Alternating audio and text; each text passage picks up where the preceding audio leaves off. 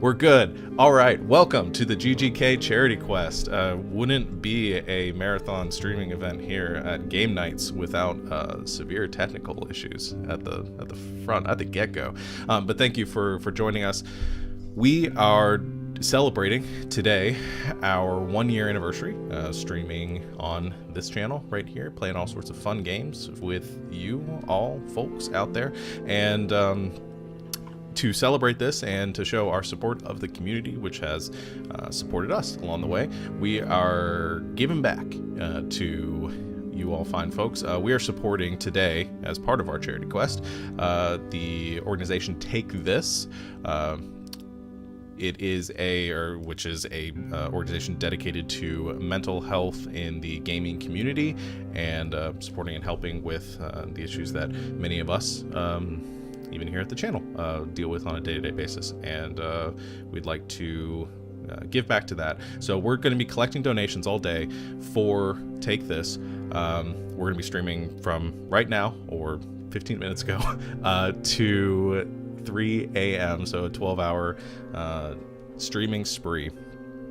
And you can donate to this this wonderful cause by clicking the link that we're putting up in the chat.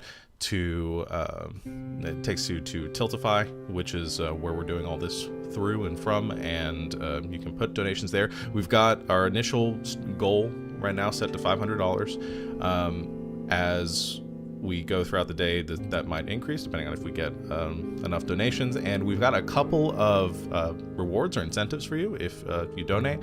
I know we're giving away some stickers. We're giving away some artwork by Morgan. We are giving away some little crafts, some knitted hats made by our very own Sarah. So you can check that out over on the Tiltify link. And also, we've got a couple of people joining us over from Nerdlopedia. Thank you guys for playing with us. I think we've got their link up in the chat right now if you want to support them, and go over to their page and follow them as well. I think that's... our schedule is up on Tiltify too. So if you want to know what's going on, what we're doing for the rest of the day, we're starting off with this one shot. We're going to play some video games. We're going to be doing some Jackbox gaming. We're going to have another Dungeon World one shot. So a lot of fun stuff to look forward to over this 12-hour period. So yeah, but with that, I'm going to go ahead and we'll get started with this game without any further ado. Any of my players, or I guess folks from guest folks, are any announcements or anything you guys want to plug? I mean, if anybody ends up wanting to come hang out with us, let us know. We do have our own Discord, and we stream usually about 7 days a week. We do D&D on Fridays, video games throughout the week, couch co-op, that sort of thing. And we've really enjoyed getting to see GG Game Nights kind of grow over the year. So. Yeah, definitely help them out, support them, and continue this lovely integrated Twitch community of gaming, which we have all enjoyed. So yeah, let's go ahead. I don't know, that was gibberish. Let's go ahead and go. I am just flying by the seat of my pants here. This game is called Switch Witch. We're playing D&D 5th edition, and the game begins now. Can I say a thing about donations? No. Never! Yeah. Sorry. We are also, in addition to the donate link that we have where you can donate directly to the Tiltify page, which will go directly to Take This, we're also donating all of the bits and cheers and things that we get today as well. So if you want to cheer for us, we're gonna donate that money as well. Yes. Anything else? Okay. We'll go ahead and start our game now then. So, we begin our tale on the eve of the harvest moon along the Sword Coast. Your troop of adventurers were summoned to Amberglen. There's beeping going on in my background. I didn't think about that ahead of time. Turning that off. We're summoned to Amberglen, a rustic hamlet nestled between the foothills south of Delimber Vale and the encroaching boundaries of the Misty Forest. You made the quiet trek from Daggerford at the bequest of the village's mayor. The missive read, "Urgent demand for seasoned warriors. Amberglen is in dire need of aid. Children missing. Time is of the utmost importance. Payment will be made through representatives of the Lord's Alliance in the sum of 800 gold pieces, with additional 50 gold pieces per monster slain in the Misty Forest." Now you, ragtag group of adventurers, find yourselves in the mayor's office, on the second floor of his estate, looking over the 36 straw-thatched cottages huddled against the looming woods. The man sitting before you is a pot-bellied, regal gentleman with a silver handlebar mustache stretching far beyond the confines of his wide face. His vestments are brown and burgundy, lined with silk and well-pressed. He leans over his fastidiously tiny desk and clears his throat. Thank you for coming so quickly. I was beginning to worry none would respond to our request.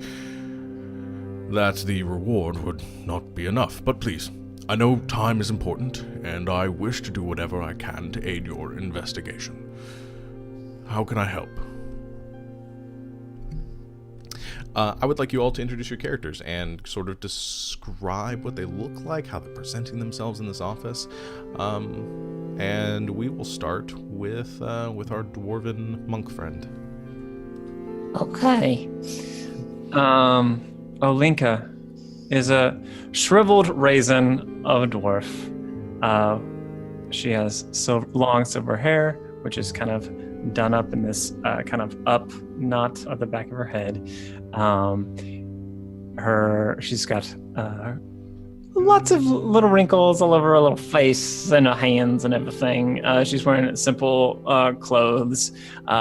She's leaning on a kind of gnarled wooden staff, which, but to the very keen observer, she's not leaning very heavily. And she seems, she's deceptively light on her feet.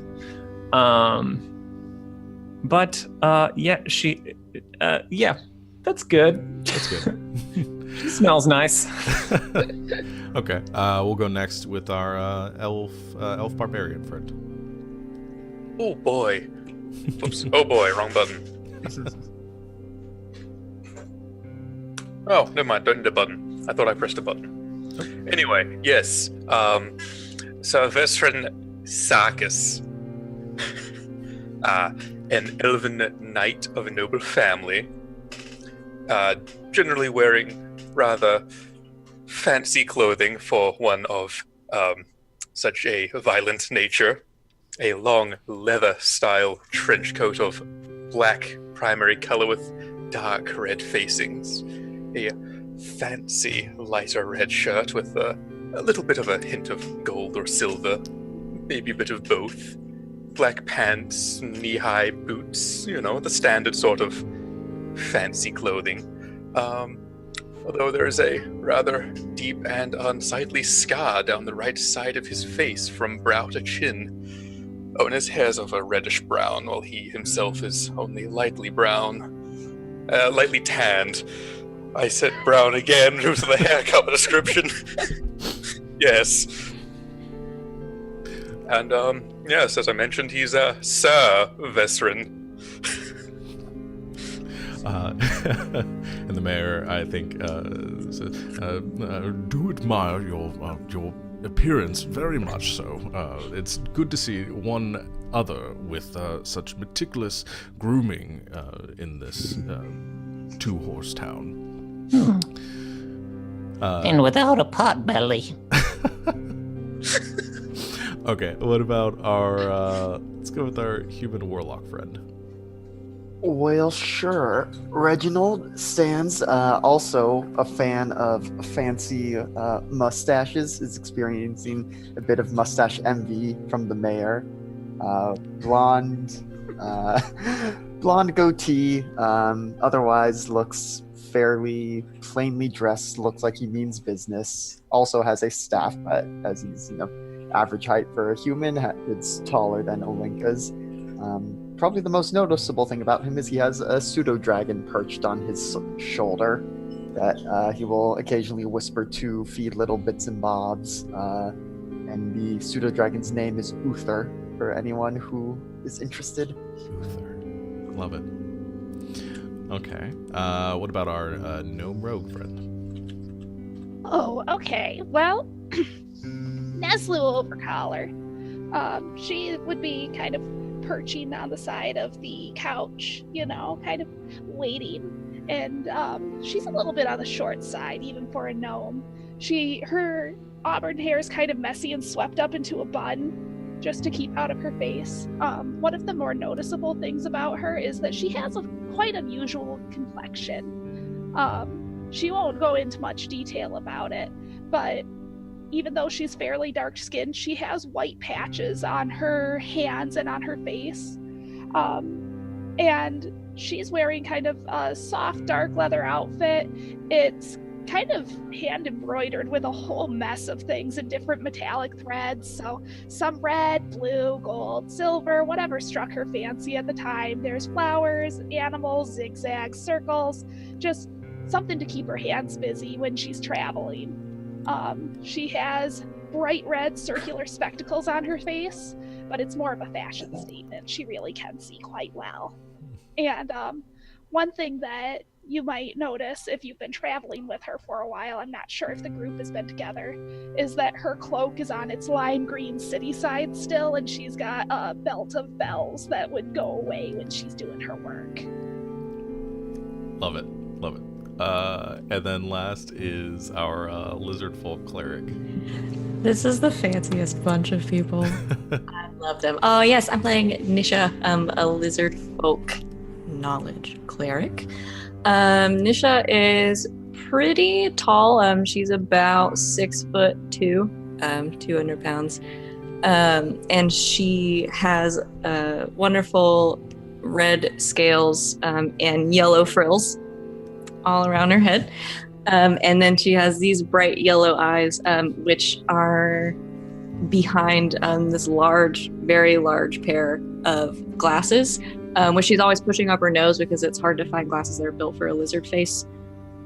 She wears this kind of yellow golded tinted scale mail to match her yellow frills, and she carries a crossbow on her back, and she's got a holy symbol around her neck in the shape of a scroll for her god. Excellent. So the mayor again leans across his desk, looks expectantly, and says, "I'm sure you have many questions. What do you need that might aid you in your investigation? What questions do you need answered? I've spoken with most of the townsfolk at this point, and I have a little bit that I can offer, but I'm afraid we don't have any skilled adventurers or skilled detectives or investigators that live here. So, how can I help?" Neslu sort of leans as close to him as she can from her perch. She says, "Well, some information about the target might help." Again, we don't really know who or what you're after, but 6 children have gone missing. And they were all last seen near the edge of the forest before they vanished. First one went missing about 4 weeks ago, I think. And the last one was about 3 days ago. Young boy named Franklin Thatcher. Any irregularities to the disappearances, either time of day, weather, something else? Seemed to be happening towards the evening. Most of the kids were out later than they were supposed to. Well, kids will stay up.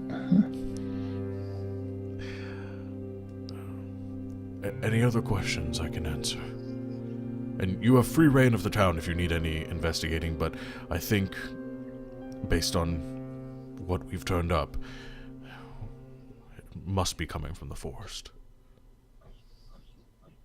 So, a hike to the edge of town, see what's what, and all of that. Yes?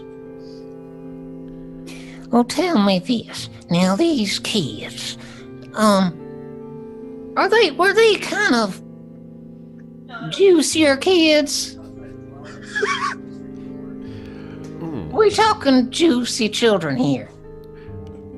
That's not a word I would ever use to describe children. It gives you a very confused look. But he says, some of them were well fed. But not all of them? No, I wouldn't say No, I wouldn't say so. Well, that might be some comfort. Maybe not all the kids have been taken to get ate up or nothing. You think something's feeding on the children? Well, I'm not so sure. The investigation has just begun. There are all sorts of rumors about creatures lurking in the misty forest.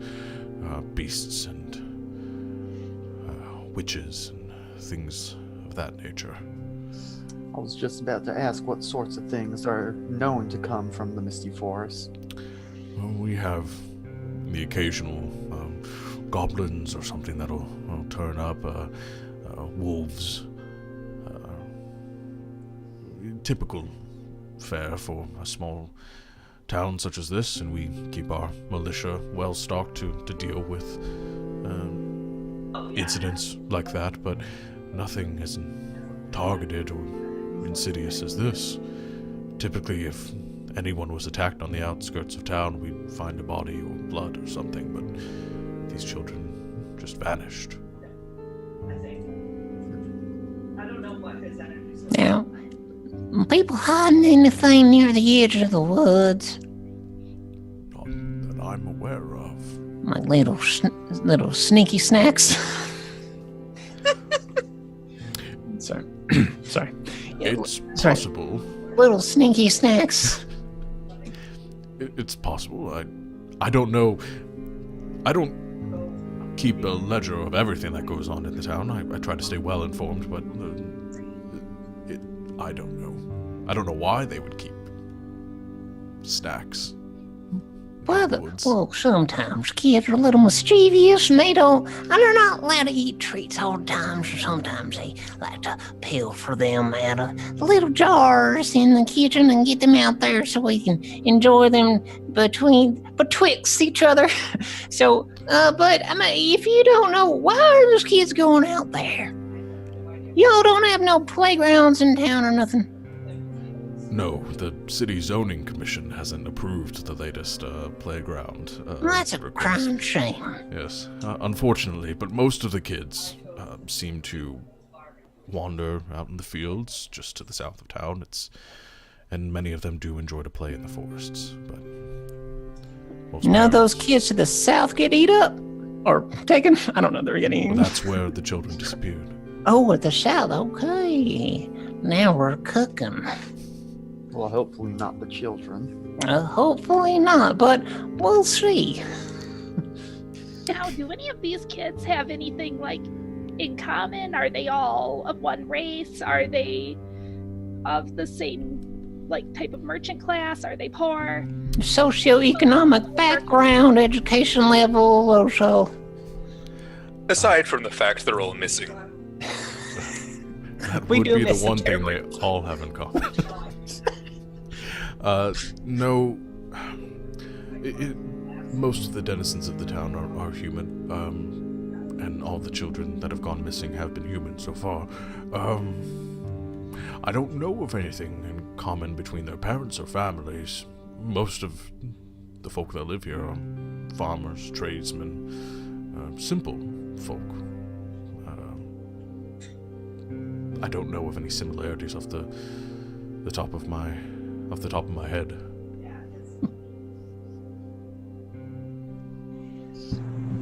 Nisha's been standing in the background, like just furiously taking notes the whole time, like this. Why are you so angry? Why you gotta write notes so angry? I'm sorry, speaking to me? Oh, of course I am. I'd rather don't know. Well, it seems to me we ought to get a move on. Maybe go talk to some of the parents of the missing kids and make plans to go head off into the forest, see if we can't find them. You know what might really help is if we had some kind of bait, if there are any creatures that we might want to lay out ahead of time. Do you have any extra juicy children that we could bring with us?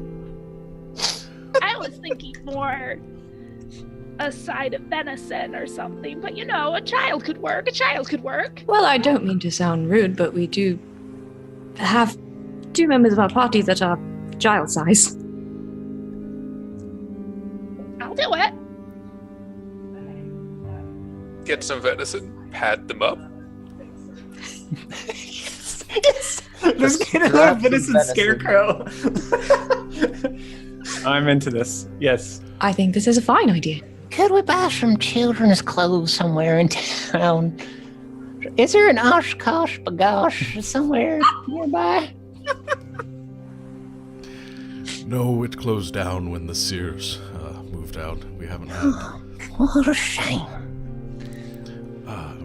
I'm sure that some of the parents of the missing children might be willing to provide you with clothes. However, if you need something, and the rest of the citizens of the village know that you're here to help, and will provide you with anything that you might need.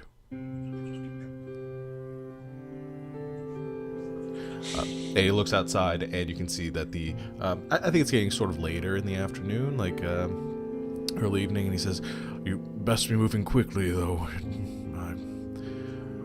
I would hope that, well, with Franklin having gone missing, it would be good to begin the investigation sooner. I don't know how many more nights he might survive in the woods if he's still alive. But please, if you need anything else, about it. If they're not dead, we'll find them. I hope so. Or at least find some vengeance or justice for the families of the children that are missing. But I do have some work to get back to, so if you need anything, please let me know. Otherwise, best of luck on your job.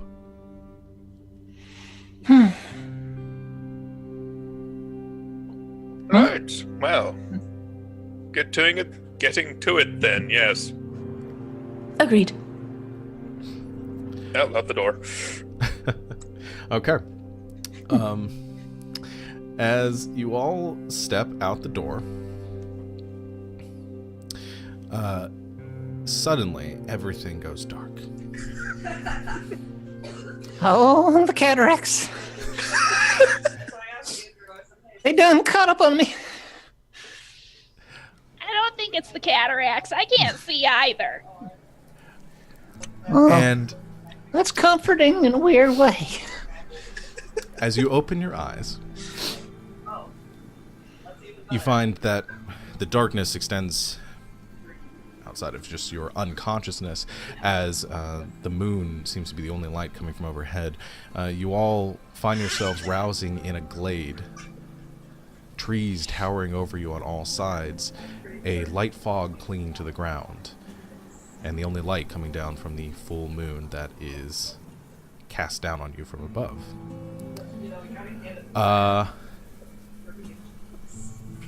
Alex, need you to drop out of the, or to turn off your camera and turn it back on. Perfect. And you all wake up, stirring, noticing things don't seem to be in the right place.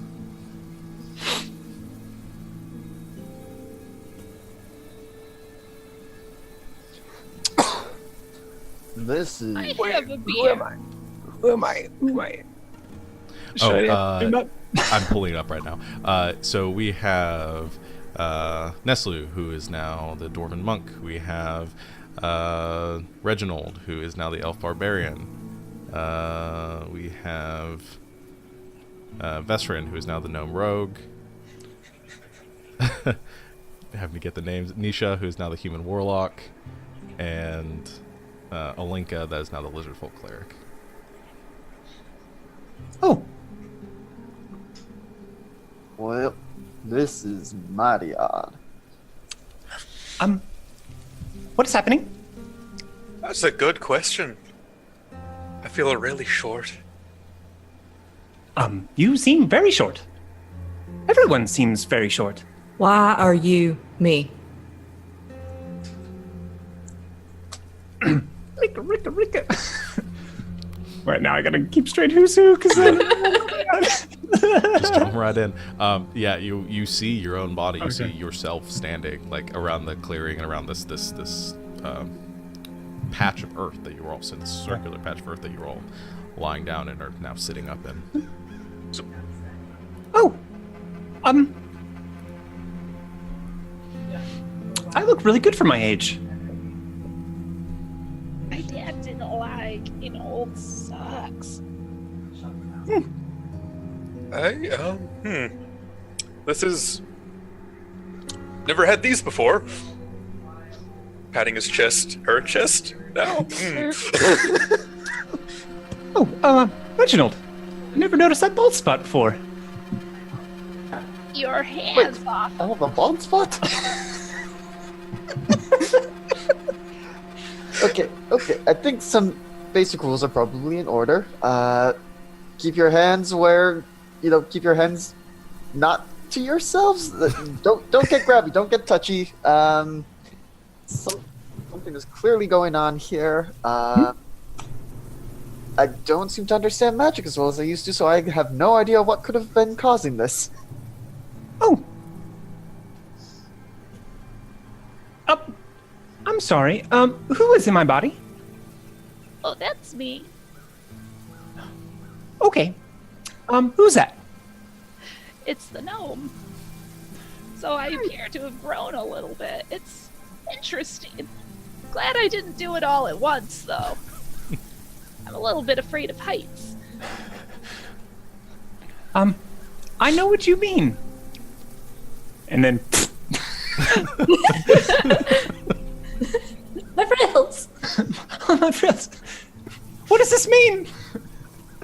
Does someone want to explain what this means?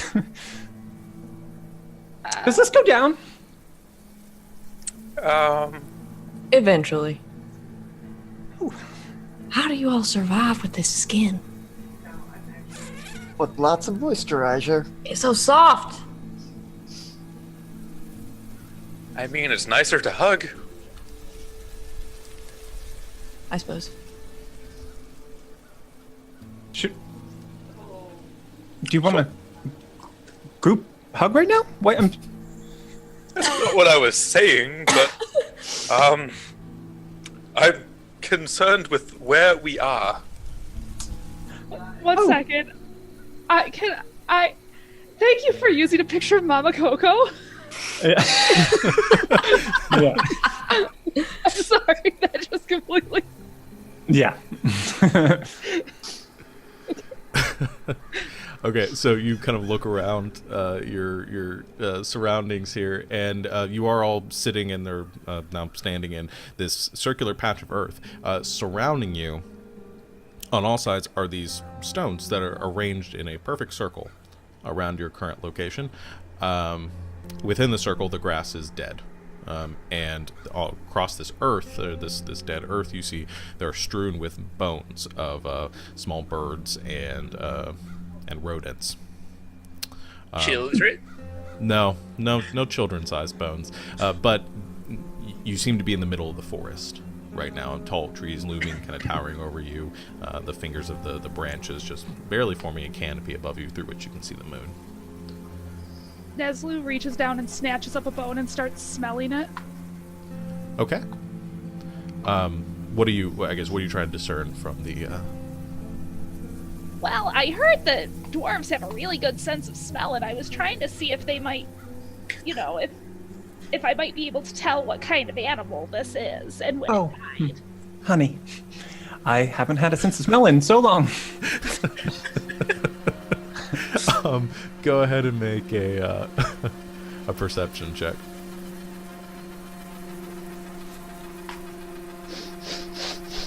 You're right. I can't even tell if it's dead. Oh jeez, yeah. That's a natural one for a 3 for the viewers at home. Yeah, there isn't a smell coming off of this as far as you can tell. It might as well be a rock. Oh, I really don't like this. Okay, well, I imagine we are now in the Misty Forest, which means we're probably... This has to have something to do with the missing children, yes? I mean, I would make that assumption, yes. Reginald, your voice does not suit me at all. I'm smelling again. This looks like some sort of magic circle of some kind. I'm gonna take a closer look. See if there's some secrets within. Poing! Make an Arcana check. Roll 27. 27. All right, that's pretty good. I think you do gather this is some sort of magic ritual circle. You are able to tell there is some sort of hints, some residual magics throughout the circle. Some sort of spell that went off or was cast in this region. I don't think you fully understand the nature of the spell, given that the circle seems to have degraded from whatever happened here.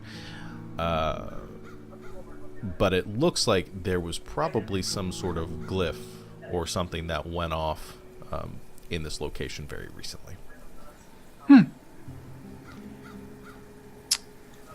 Well, I'm sure, no one's surprise, some magic done happened. And here we are. I mean, that makes sense. You're welcome. I'm going to assume it's my brain helping you figure that out. Yes, there are a whole lot of thoughts going through this right now. Yes, I have quite a lot of them. It's very, very noisy in here. I'll give you the 27 too, as you're talking to your other cast members here. You do notice that magic, that aura, whatever happened with the spell. I think you notice it on your person as well, that there is some sort of residual magic aura like clinging to your body, and you're noticing the signs of it, the kind of sparking, this ethereal like presence, and you gather whatever the spell is still active. And you gather this isn't the end of it.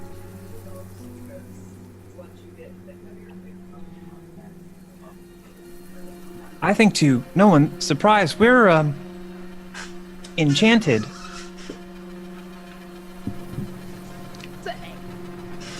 I am afraid that I do say that. Well, I guess the first order of business is to find whoever did this and get them to undo it. Initially, I was going to scoff at the idea of this being a witch, but that seems like very likely outcome. That seems about... Reginald, I hate your face! Can anyone Scratchy. see any footprints of children, or perhaps sweep marks of a broom? I can't see anything with these human eyes. I can try and take a look around for them. Would that be perception or survival, Sean? You're looking for footprints, like tracks throughout. Mm-hmm. It's the same roll, actually. It's the same roll either way. Give it either way. To That's help fine. you out with that. You want to help out with that? Okay. You can get an Not that it advantage. matters. Oh, That no. is the only one. Okay, perfect. So your elf eyes see all around you. There are tracks through this forest, and you gather it looks like there was movement into this clearing. I think you gather 5 sets of footprints leading into this clearing from one direction, and I think you pick up on your party walked into here before this came off, or this popped off. And I think you also notice there is a set of tracks on the other side of the clearing from this glyph. There's one set of tracks that sort of circle around like something was pacing around on the other side, and then head back into the woods in the opposite direction. Okay, so we came in from over there, got here, and I don't remember any of this. I don't know if any of you do, but got here. Mumbo jumbo magic happened, and someone was on the outside of the circle, presumably whoever did this to us, and they have gone that way. So I say we go after them and make them undo this. I'm gonna have to agree. Yeah. What a wonderful suggestion. This candy in your pocket? Does anybody want some gummies? Do not give away my gummies. Oh no, Those are we are actually not gonna turn yours into each to other? Alright, before this goes on anymore, and I guess Vezrin, Reginald, I don't know what name to use, just... Use your original name. We're all going to go by our original names still. Okay, Reginald starts heading to follow the tracks. Okay. Wait for me, it's very dark out here. And apparently humans are also bad at that. Try looking through Uther's eyes. It's gonna be a weird sensation. Try and reach out to him, and you'll be able to see through his eyes, and he has much better vision. Oh, I don't know if I want to be a part of this warlock shit.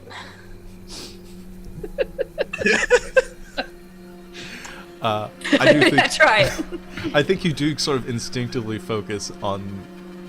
There is a bit of instinct that comes into it, and you feel like you know what to do in that moment, and you start to see or kind of perceive through the pseudo dragon's eyes, which actually probably feels more familiar, and you feel a little more comfortable perceiving through them because you get the kind of the snout and the scales, and the lighting is very familiar to your. Now, lizard folk don't have dark vision, do they? No, they don't. Oh, they don't. Okay. Oh, I okay, walked straight into a tree. It's light enough, I think. It's dim light. You guys can. My glasses! You guys can navigate in the dim light well enough. If anybody has a light source they want to use, then you can do that. I don't know Oh, dear Lord Ogma, please tell me what I have done to deserve this. but as you march through the forest, let me get a marching order for to proceed forward. And who's leading? Oh, I this? do have light. It doesn't show up on the front page for some reason. I don't know what Reginald voice that is. Reginald is going first. Okay, so the elven barbarian is going to be going first. We've got a clump in the middle. Who's taking up the rear? Those are the only ones that really matter to me. I'll take up the back. Okay, and the human warlock in the middle. Hold my tail. I feel a bit short right now to be front or back. Why don't you let me go in the back? I can at least see what's behind us. True. All right. Okay, so And, elf barbarian. Nezu's going to go like she's gonna go quickly and shadow step accidentally. Oh, you're very fast for an old woman. Who are you calling old?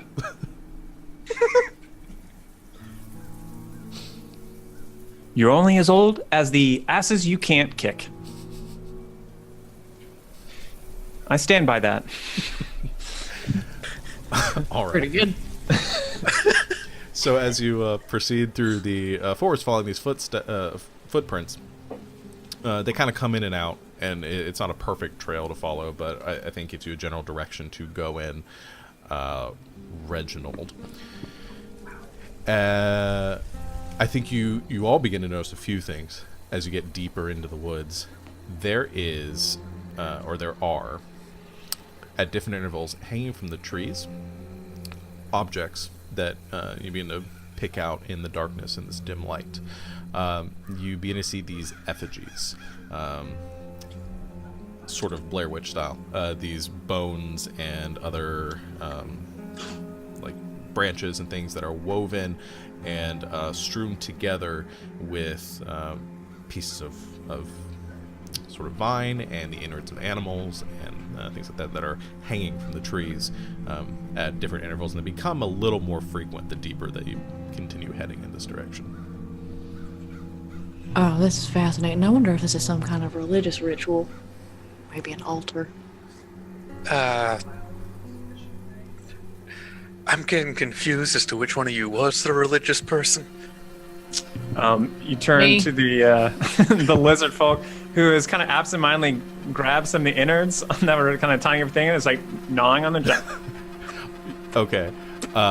As you touch one of the effigies, Okay. I need you to make a wisdom saving throw. Okay. 17. Okay, you're good. You feel there's like a slight headache that you get, and then it stops. You're fine though. You alright over? You alright over there? Which one? You're a Linka. You looked a little funny for a minute. Oh, nothing, I don't think. Just a little headache. Happens at my age. I think. Alright, well, let's keep moving. I'm guessing that the preponderance of these effigies means we're heading in the right direction. As you, They're like, oh, the effigy. assuming nobody else pokes at the effigies, you guys continue through unharmed. In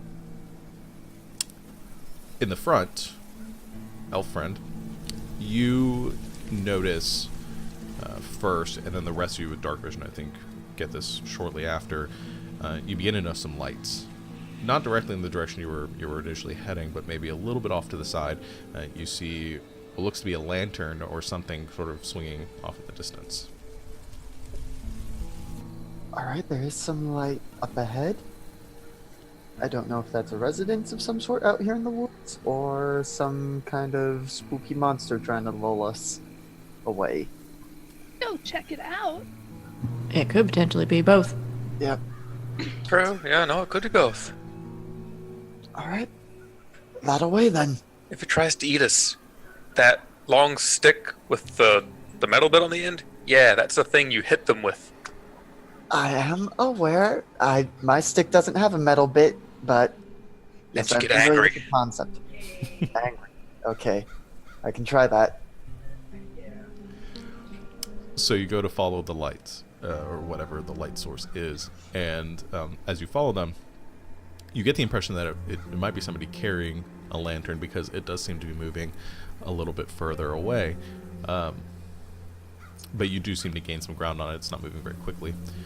And as you follow, kind of pushing your way through the branches, you guys are all going after? You're not splitting the party? Correct.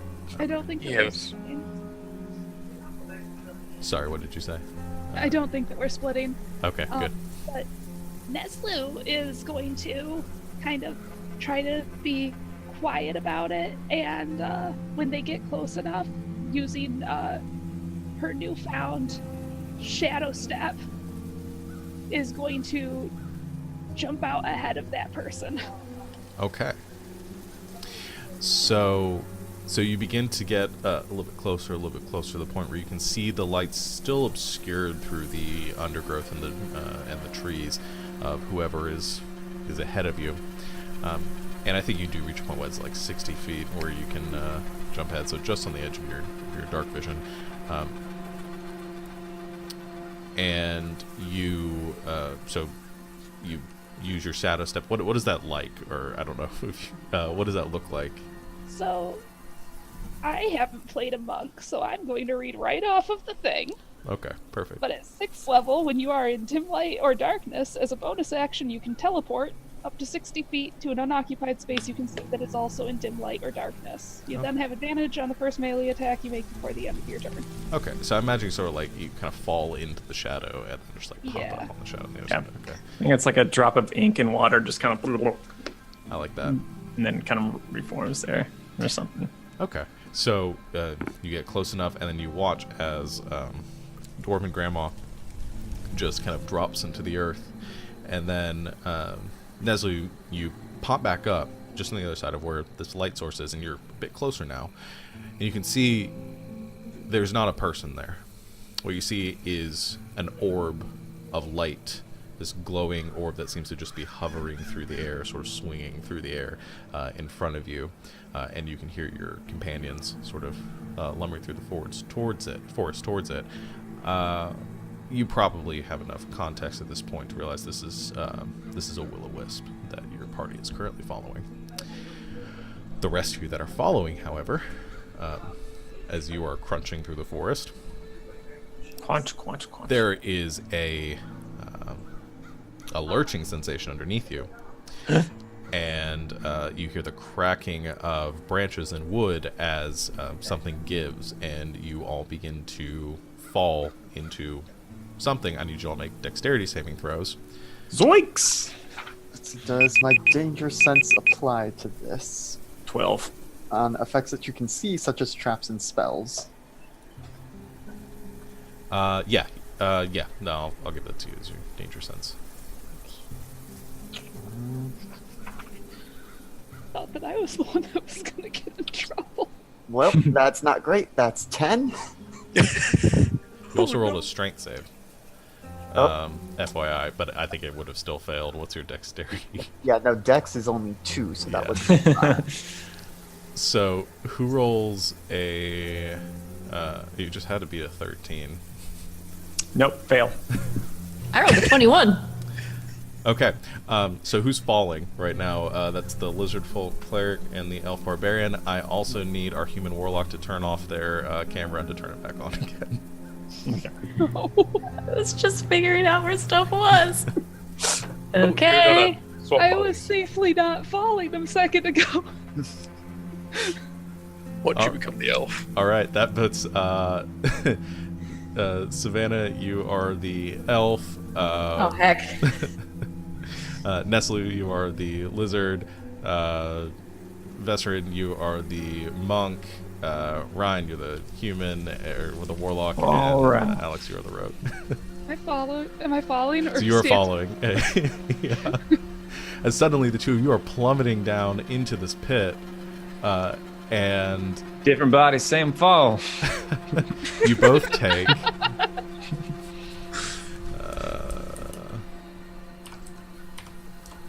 Both take 9 points of bludgeoning damage as you hit the ground. Two of your members of your party, the rest of you that leap out of the way to safety, you're fine, you're on the edges. You watch as two members of your party disappear down into this shaft. Oh, not again. Oh, I'm in front of a will-o-wisp. Yeah, and you see the will-o-wisp kind of soaring ahead of you from your vantage point right now. You can hear your party members shouting probably in panic. So I think, like, Uther, who I imagine is still up there with everyone, can say, kindly help us out of the hole. Just standing on the path. Well, glad I'm not in the pit anymore. Yes, that's great. Could you help me out of the hole? Is the warlock... Oh, warlock fell in too? The warlock's in there. I'm speaking through the familiar though, which is a thing that the voice of the Chainmaster can do apparently. Okay, so we got... Wait, no, are we basing it on the other person's roll? Yeah, the other person's roll. Okay, So- because Reginald's body rolled a 21. Yeah, Wait, Reginald's who- fine. Oh wait, no wait. Who the other person that fell in the hole? It was the lizard and the elf that fell in the hole. The elf. Sorry, Alex. It was Alex's roll, but Yeah. my bad. Oh wait, All so right. I fell. That was a great time. That happened at the exact moment you guys were rolling for that. I love it so much, but did make things confusing. So yeah, you're on the outside right now. Okay. Oh, heck. I'm on the outside. Help! Those doing the Just inside. kidding. I'm fine. Well, let's not waste any time. I've got some rope here, it seems like, and is gonna take the silk rope that Nestle had in her pack and start unfurling it down into the pit to help others out. As that's happening, those of you that are inside the pit begin to hear something. As around you, through the underbrush and the leaves, you begin to hear a hissing noise. Oh, sorry. and slithering as dozens and dozens of snakes begin to kind of weave their way up through the rubble and through all the underbrush that fell down with you. Loudly, Nezu's going to be like, Can the lizard folks speak to Snake? Probably. No.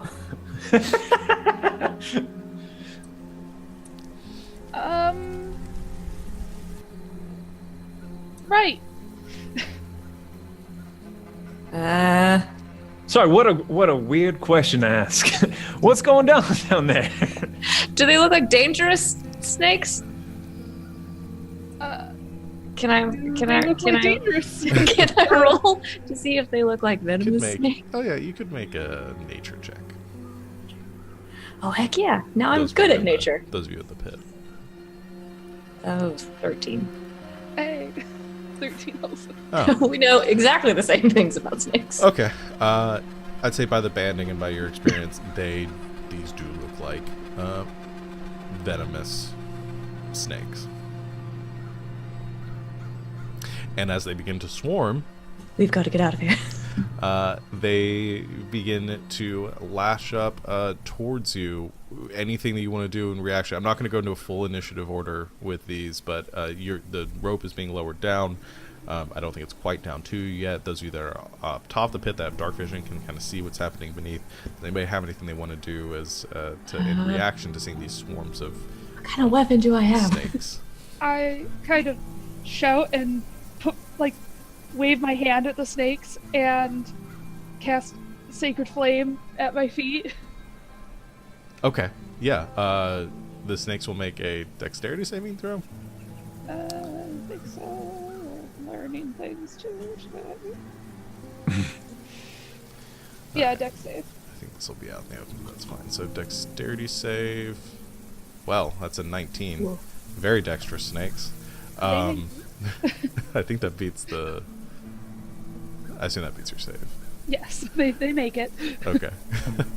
I think I'm going to, in the bottom of the pit, I'm going to cast Phantasmal Force. And create the image of an enormous mongoose. Okay. The spell is so good. On the snakes, or on one of the swarms of snakes? Yeah, if that can work for a swarm of snakes, that'd be great. I think it's supposed to be a creature, but I think that's fine though. okay. The description isn't in Roll20 right now, so but basically, they need to do intelligence saving throw. Well, boy howdy, are they good at those? It's DC 15. It's a -1. Okay. All right. So big old giant mongoose. It's a phantasmal creature, 10 foot tall. Includes sound, temperature, other stimuli evident to the creature. I'm trying to get to the. While affected by the spell, target treats the phantasm as if it were real. Rationalizes any logical blah blah blah blah blah blah blah blah blah blah blah blah blah blah. Affected creature is yeah. Anyway, yeah. Does it take damage or anything, or is it just it's just a There's damage Yes. to the spell.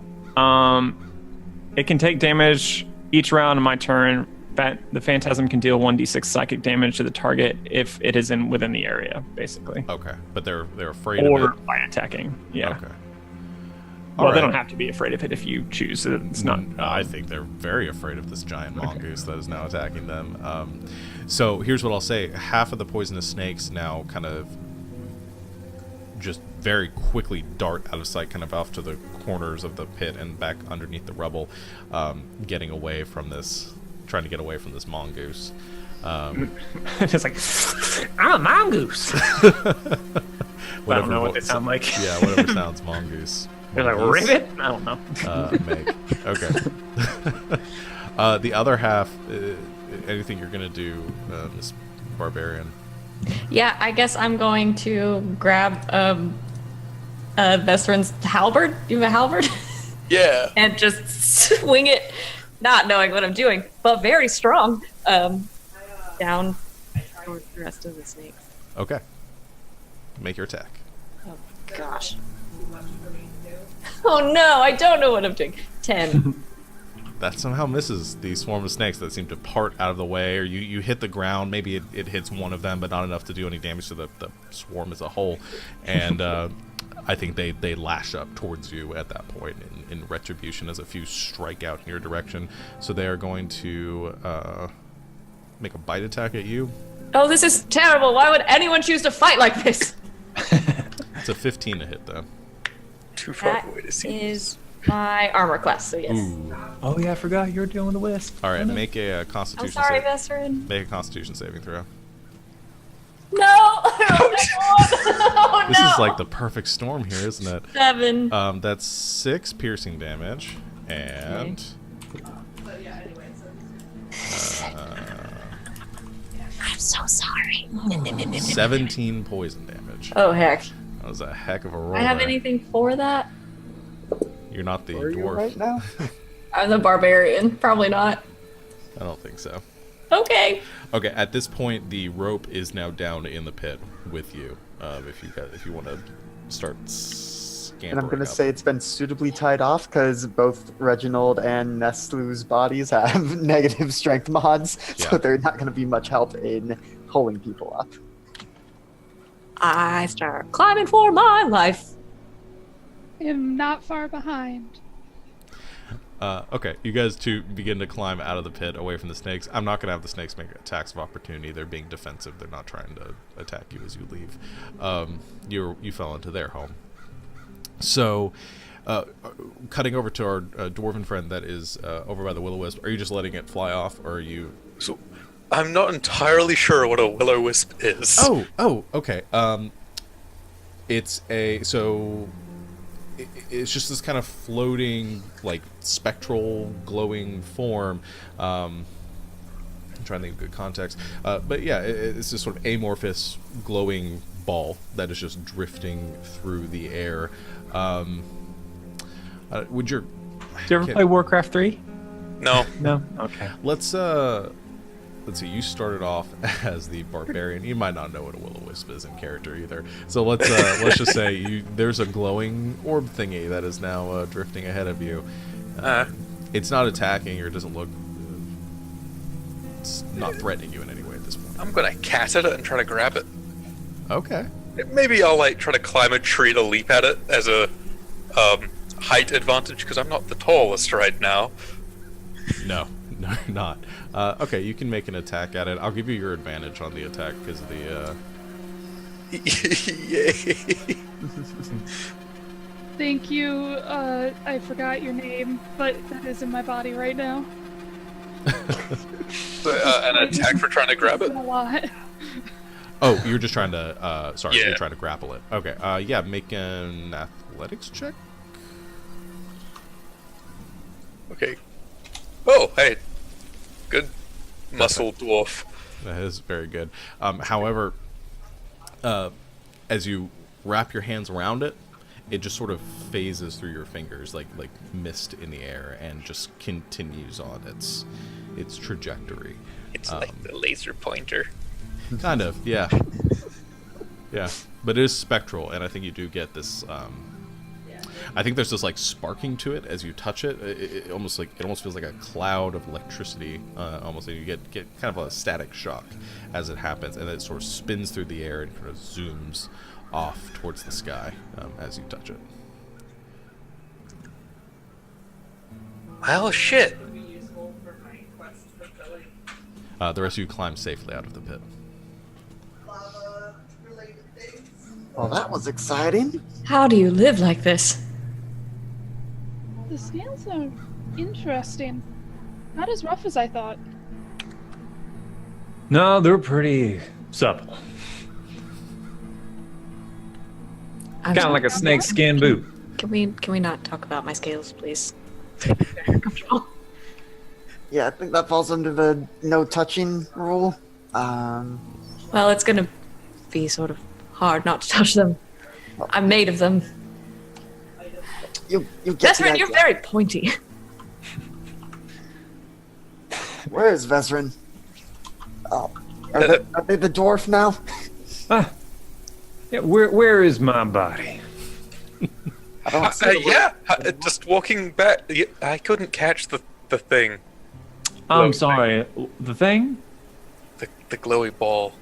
Oh, it was a will-o-wisp. Oh, honey, that's just cataracts.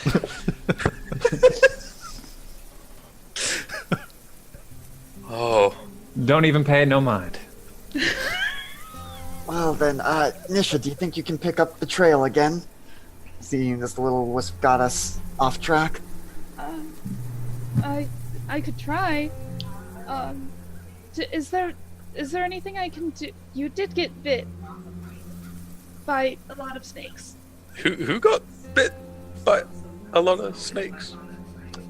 You did. Yeah, your body. Why would you do that? Well, I didn't do it on purpose.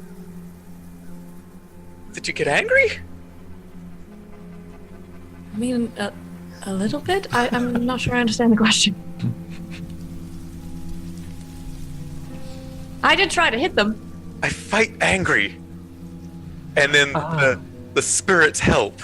Well, I'm not. You have spirits? As far as tracking, right? Are you asking me, Nisha, or Nisha's body, Nisha? Because I am Nisha. I'm getting confused. This is going to be a long night, I can tell. Yeah, it's a real heck of a spell, isn't it? Well, I think that your brain just helped me understand. And Neslu's going to... What's your name? To put a hand on Vezrin's shoulder. Vezrin's body's shoulder. And... This is me, I'm healing myself! The meat sack. Yeah, you see your body reach out to heal you, which is probably a weird experience. This is nothing like in any of my books. A new way to touch yourself.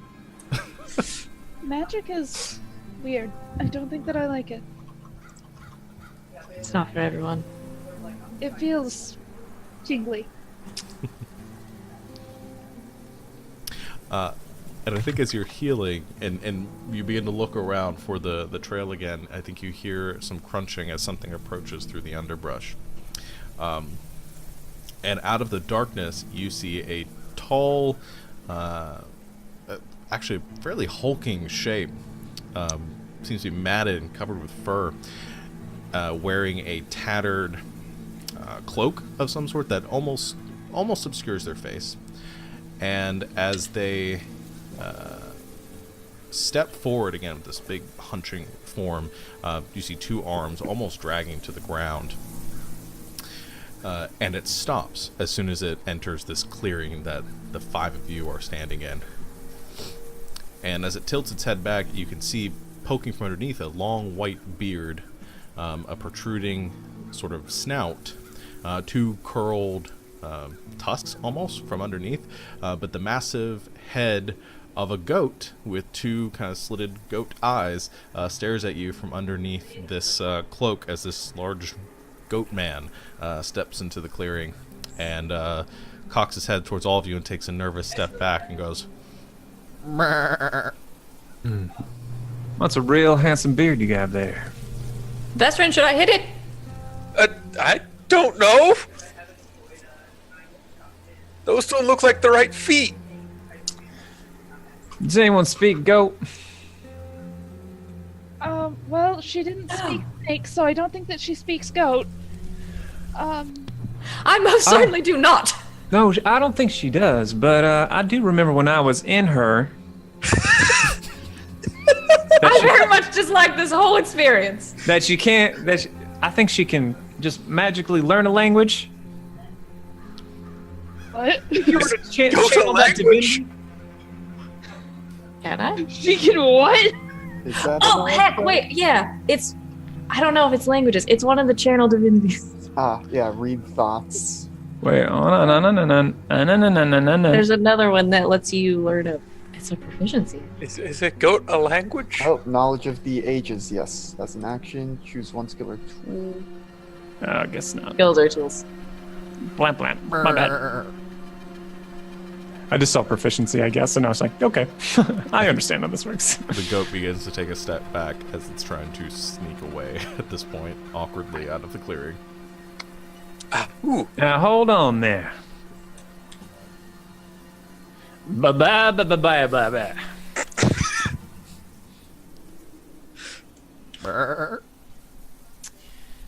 Baby. I'm stalling, y'all. I don't know if you can tell. Gonna like fall backwards into shadow and then come out somewhere behind it.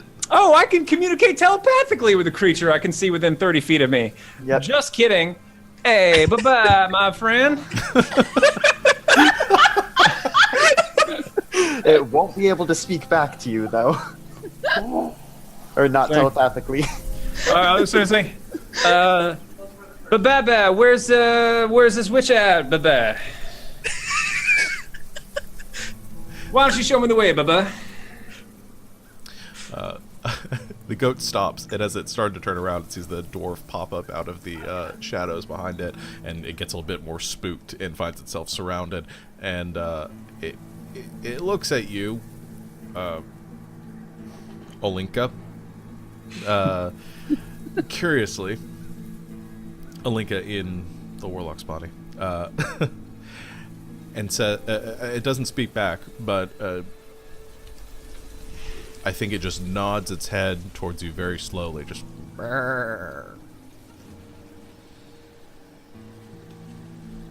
What did it say? Brr. But Right. what did you say to it? Hold on now. Let me do my business. Bye-bye. You seen any witch or some juicy kids running around here in this here forest? Shake your head if you have. All right, now we're cooking with whatever they do in the kindling, I guess. All right, so do you know where they are? Can you take us there?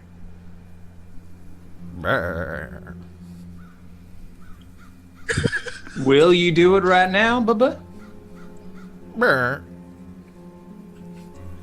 All right, that sounds good. Just lead the way. Does it live here? Is this a magical creature that seems to be made? I'm getting this feeling in my brain that something might not be natural about this thing. Why don't you make an Arcana check there? Then their knowledge cleric. You make me I know things. feel- Wow. Yeah, That's a 25. I would say you do know things. Natural. Yeah, this is a goat boy. man. As you probably could have picked up on.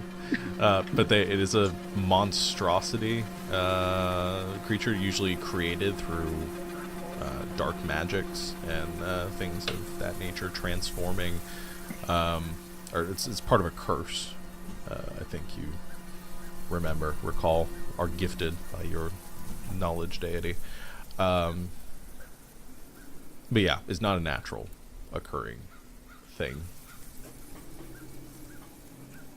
He's under some kind of curse. Or she. But But this whole thing you got going on there, is that wouldn't be result of some kind of curse or nothing, would it? Bye-bye? Brr. Brr. No curse? Brr. That witch curse you? Brr.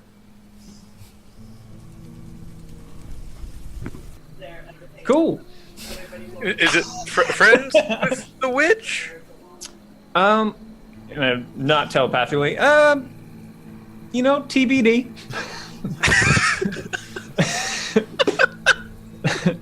Not quite sure yet. It's a little it's a little ambiguous at the moment. But just be keeping an eye out on it. I think it's gonna lead us to where the witch is at. But what purpose it might have for agreeing to go along with us, that remains to be seen. Well, I think that this body's too big, but whoever's in my body, will it let me ride it?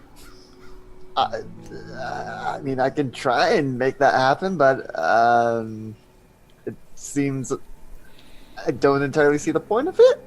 Well, I'm doing better with heights in this body, but maybe when I get back to my body, I'll be afraid of heights again, and I don't want to be. I mean, sure, nothing ventured, nothing gained. Olenka, can you ask it if it wants to let me ride, Goaty back? Hey, Baba, how do you feel about a gnome hat? Does that sound good? Brr. All right, I think you're clear. I think you're good to go. Ryan. Yes, sir. Need you to click that there button again. Which button? Oh, the cameras. Stop video. Yep. All right. Yep. Boink. No, boink. Oh gosh, start. All right. As you climb onto the back of the goat man, suddenly there's that lurching again, and you all find yourself at different perspectives than you were before. All right, we'll go through this again. Nin, you are the elf you are the lizard folk cleric. Trying to get everybody's. Zeka, you are the human warlock. Savannah, you are the gnome rogue. Ryan, you are the elf barbarian, and Alex, you are the dwarf monk. My goodness, these muscles. Oh my god. And as you all adjust to your bodies and My.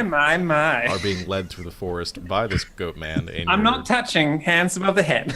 we're gonna go and take a break. At that note. To be young again. Don't worry, you can feel my muscles. Thank you very much.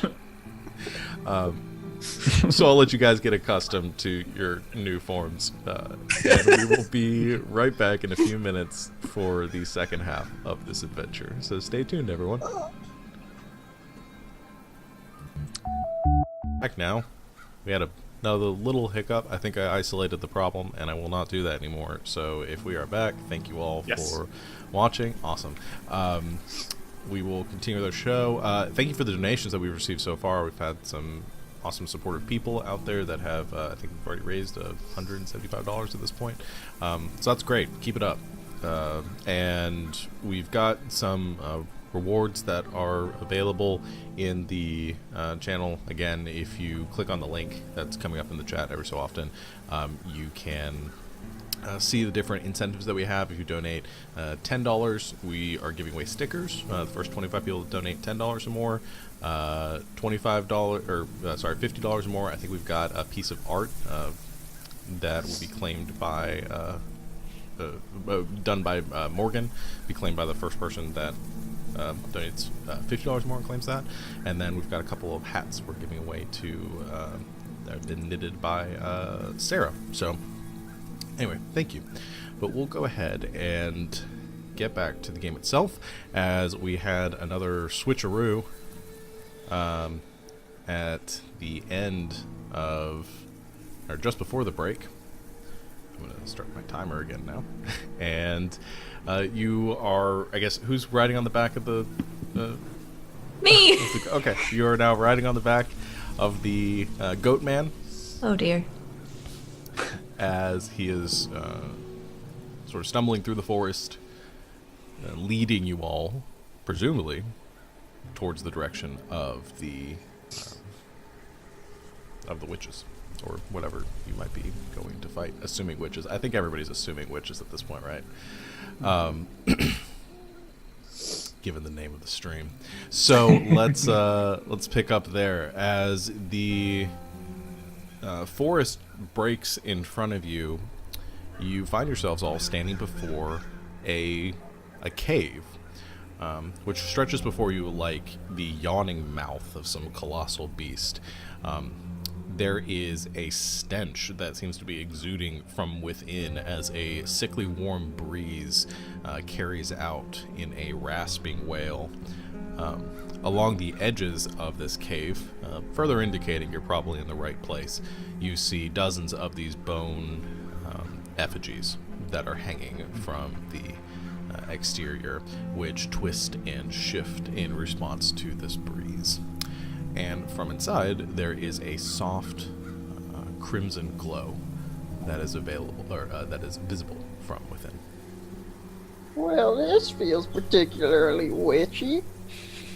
Yeah, I gotta say that looks like it seems pretty safe and normal. Why am I on a goat? Because I asked him. Do I have to be on the goat? I want to get over my fear of heights. I guess that's as good a reason as any to be on a goat. Okay. And the goat stops at this point and goes, "Mrrr," and kind of shrugs for you to get off of him. Oh, I apologize. I mean no disrespect. Get off the goat.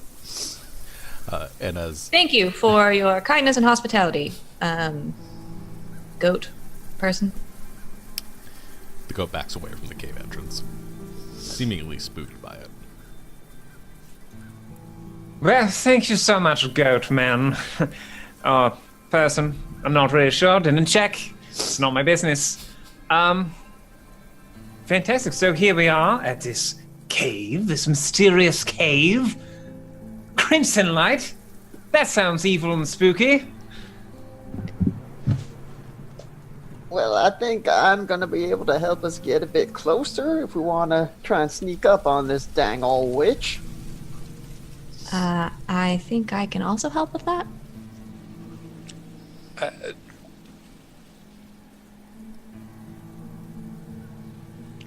Yes? Nope.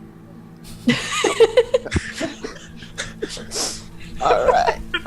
Well, seeing as probably the sneaky approach is the best bet, I'm gonna see if I can weave these shadows around us a bit, and using shadow arts. Weave away, my friend. Using shadow arts, spend 2 key points to cast Pass Without a Trace on us. Nice. Okay. So plus 10 to stealth rolls. So all the shadows seem to coalesce around you. You find your movements are now quieter. You are more hidden in this darkness. So yeah, I guess if you're all gonna sneak up to the cave, you can all make stealth checks. I think the lizard folk has disadvantage. Yeah, because I think Scale mail. Scale mail. Scale yeah. mail. Yep, never mind. That looks like it was gonna be Wait. good for a second there. That's a 36 for. What is pass without trace? We add 10. Plus 10. Yep, plus 10. 17 for me. At least 24 that's for still me. 17 for me. Oh, my roll didn't take for some reason. Okay. Okay. No, wait, it did take. I just still was Nisha. Oh, I see. Yeah, So let's just roll top to bottom and have you guys tell me what what you rolled. So dwarf monk, what do you got? 36 stealth. Okay. Elf barbarian. 17, sorry. Okay. No rogue. 24. Okay. Human warlock. That's a 20 if we're doing Pass Without Trace. Yes. Yeah. And then the lizard folk cleric. 17. 17. All right. So, as you enter the cave, you sort of overcoming that smell, and we're still going the same order before, where the monk is in the back and the elf is in the front. Oh, I'm in the front. Fantastic. This is where I feel the most comfortable. Follow these glutes, my friends. Follow these glutes. Oh, okay. I wouldn't quite put it like that. Yes, now you know how I feel. Well, I say if you live your whole life living about a glued eye level, then it becomes a frame of reference, my friend. He does have a point. Oh no. You enter the cave, and you can see that the main cavern extends backwards, again with these effigies hanging from the ceiling, a few stalactites also poking down as well from the darkness up ahead. It narrows and kind of pinches towards the back where you can see that glow is coming from probably some sort of tunnel or cave system beyond.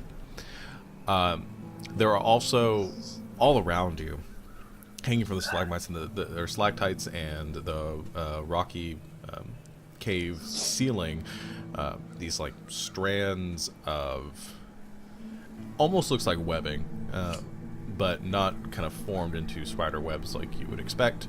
Probably from all of you are high enough level at this point, you probably killed hundreds of giant spiders. But just these long sort of threads of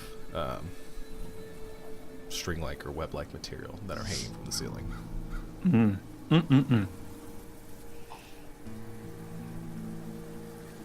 How high is the ceiling? About, Is it beyond 30 feet? I'd say slightly beyond 30 feet. Okay. Maybe just over 30 feet. How do you exist being so small? Get used to it. I find the lower center of gravity is quite useful in most situations. Yeah, thanks, Alinka.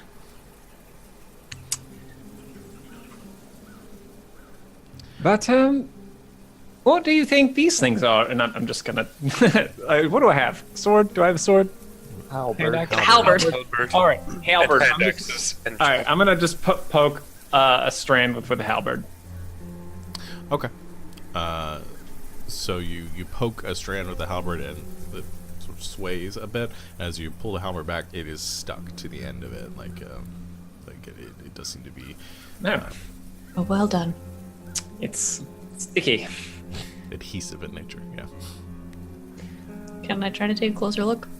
Sure. Make a... What are you trying to discern about it? Can I... I don't know. I just want to investigate it. Get real close. Okay. Yeah, I just want to take a closer look and see if I can discern maybe more exactly what it is or what's going on with this stuff. Sure. Go ahead and make an investigation know. check. That's fine. I'm so thrown off. 28. I gotta know something. Okay. 28. You... Oh my goodness, my eyes. I've never been able to see so clearly. It does seem to be natural. It does look a lot like webbing. I'm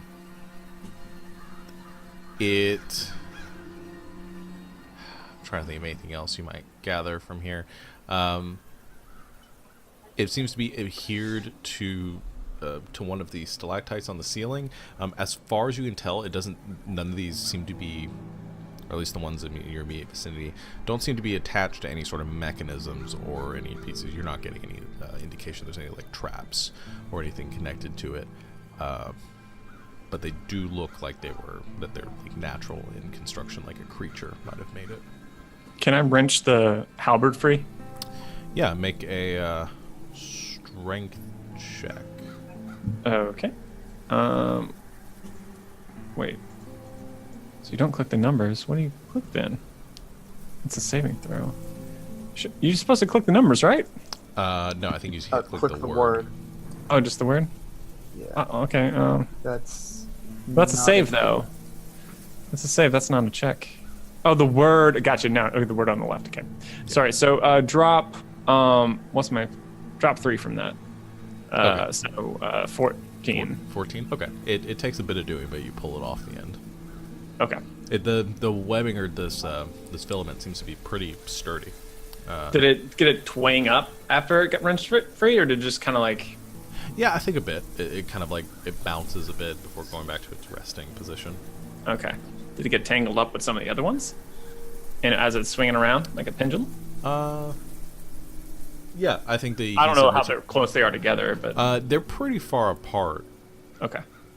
They're far enough apart. I mean, I think the two closest together are probably about 15 or 20 feet. Okay. So I don't think it quite makes it far enough to like hook into any of the others. You could try to hook it onto one of the other ones if you wanted to, but. Gotcha. Well, fascinating.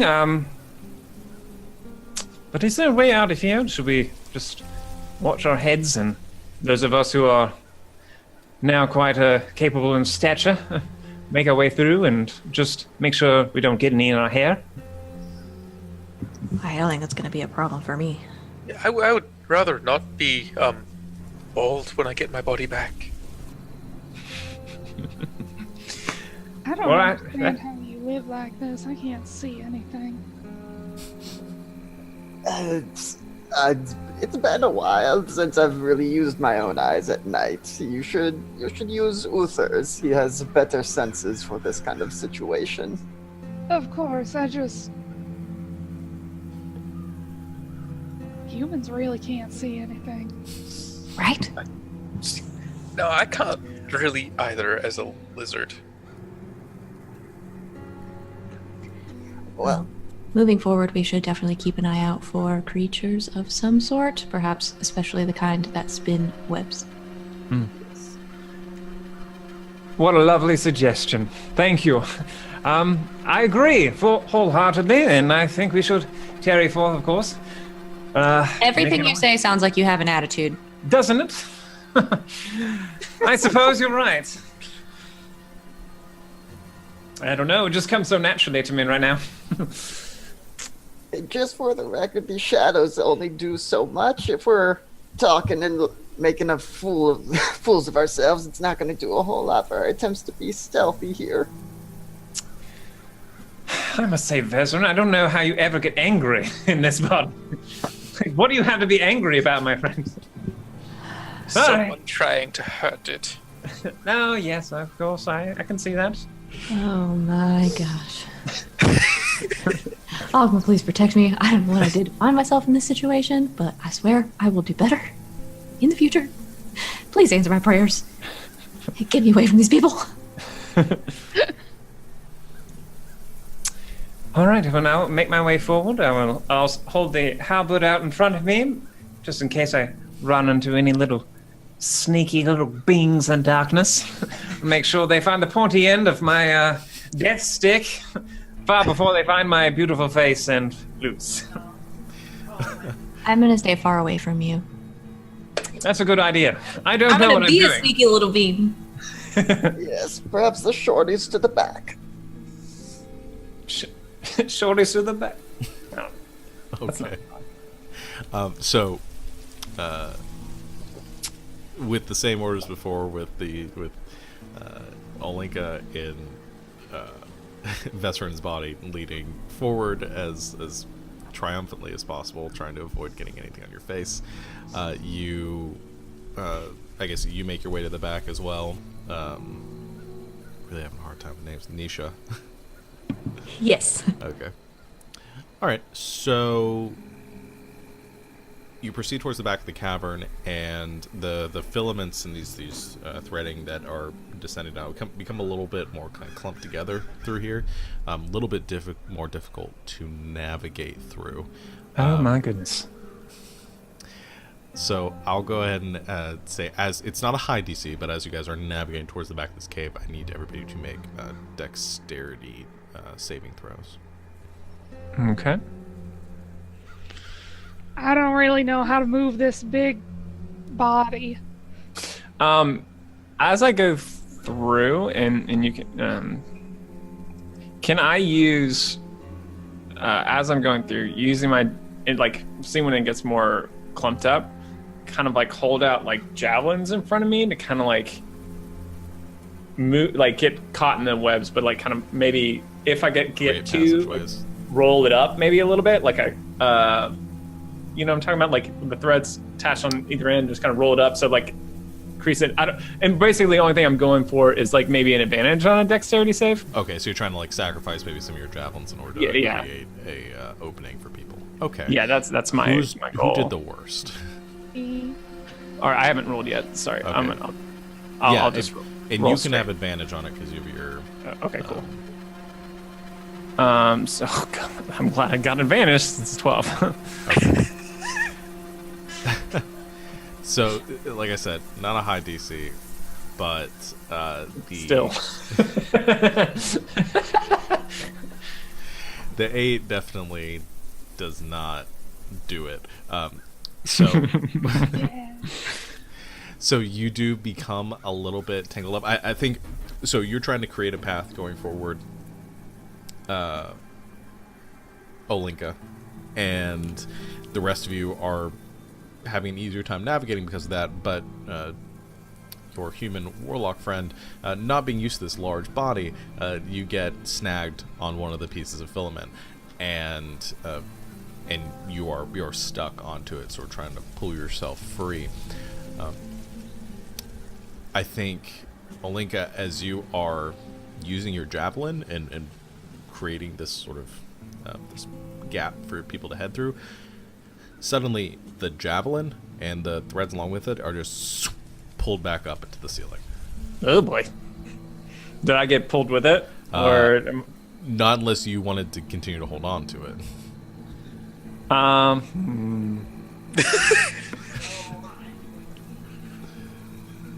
That's a challenging question. How about, I'll let dice determine this. Can I do a strength check if I can even hold on to it? Sure, yeah. Okay, I'll do that. I feel like it's so sudden that my instinct would just be like, I don't want to lose it, but that's not fair. very good. So 12. Okay. Yeah, I'll say it's sort of wrenched out of your grasp and pulled toward the ceiling. But with your dark vision, I think you notice there's movement on the ceiling. There is something that is crawling along the surface of the ceiling that seemed to pull the javelin up towards it. All right. Whoever is in Nisha's body, if you could perhaps throw some light on the ceiling in the area of the javelin, please. Just a moment, please. And I want to shadow step up onto and try and land on whatever it is up there. Land on the creature. Okay. Oh no. So you're just blindly jumping up to the creature. I mean, I have dark vision too. Yeah. It's just on the I think the edges of your dark vision at this point without any sort of light source, and you see something sort of making its way across. You have no idea what it is, but you just jump up there. Y'all gonna die. Mistake. I guess after he jumps, I'll put up light. Perfect timing, as suddenly the light illuminates and you see this creature in front of you, this pure white creature with 8 sort of spider-like legs, this long body, sort of almost like a lobster with these 2 pincers on the front. The whole thing kind of has, actually, I think it looks more like an earwig in its general shape. However, the front of it has this blind eyes, no eyes to speak of, and these multiple pincers across the front, and it is sort of retracting this filament back up into its body with the javelin at the end. And as the light blares on and you kind of clutch onto the back of it, it lets out this hissing noise and begins to kind of skitter away from the light out into the darkness. With your dwarven friend clinging to the back of it. Here we go! I mean, I want to start clubbing it with my quarterstaff, basically. Okay. And as 3, 2, 1, as you go to club it with your quarterstaff, I need Nestle, I need you to turn your camera off and back on. Sorry, whoever's the dwarf. That's Savannah. Well, why is it sort of hurts my body? As Savannah, you are now in the Dwarf Monk. Zachary, you are in the Elf Barbarian. Ryan, Gnome Rogue. Here we go. Mind, Human Warlock. And Alex, Lizard Folk Cleric. Last time we switched, I was riding a goat, and now I'm riding a big monster? As it is Why? rushing off into the darkness. And we're going to go ahead and go into an initiative order here. So, Alinka, you get to go first. Fantastic. What do I have here? I have a short bow, so I'm going to shoot it with that. Firing away. I rolled 20. Okay, 20 hits. That's going to be 9 piercing damage. 9 piercing damage, okay. As it hits the creature, I think we'll... Is it sneak attack because there's a dwarf right next to well, it? In there's a melee dwarf range? on it right now, so actually I'm gonna... You said it's a 20 total? Yeah, dirty 20 is the roll. Okay. That'll be just enough with the half cover bonus for its AC with the dwarf. I was gonna say if it's between that, it's gonna hit the dwarf Oh, instead. interesting. But yeah, I think you hit, and it does have somebody within 5. It is harried right now, so I'll give you the sneak attack on it. All right. I'll find out how much. Does anyone know what it is at this level? I think it's 46. It should be there it on the sheet. It's on the sheet. I think I see it. Oh wait, it's on the sheet. Oh, I see it. Yep. 18. So altogether 27. Okay. 27 points of piercing. That is a lot of damage. This thing. As the Oh my gosh, this is feel pretty competent. as the arrow sinks in, it'll send out a shriek and continues its scuttling away. All right, then I'll hide if I can. Are there any like outcroppings that I can hide behind? Yeah, there's stalagmites on the ground and some other like rocks. And it's not like a smooth surface across the ground. So yeah, you got some places to. Okay, so that's 35 for stealth because the passer out was Trace still active. Yeah, I think. Yeah, it is. Yeah. Okay. Yeah, you were gone. Lord. All right. Okay, so that'll put it to Nisha. Oh, heck. I'm riding a monster. Yes, you are. I don't know how to monk at all. I'm gonna hit him with, what do you got, a staff? Quarterstaff. Twice. Go for it. Make your attack. Oh, crap. Where is it? Sheet. Okay. For the first one. Well, that is 10. I cannot roll for crap. 2 days. Yeah, it's hard as you're kind of clinging off one hand and trying to smack the first time. Not that hard, though.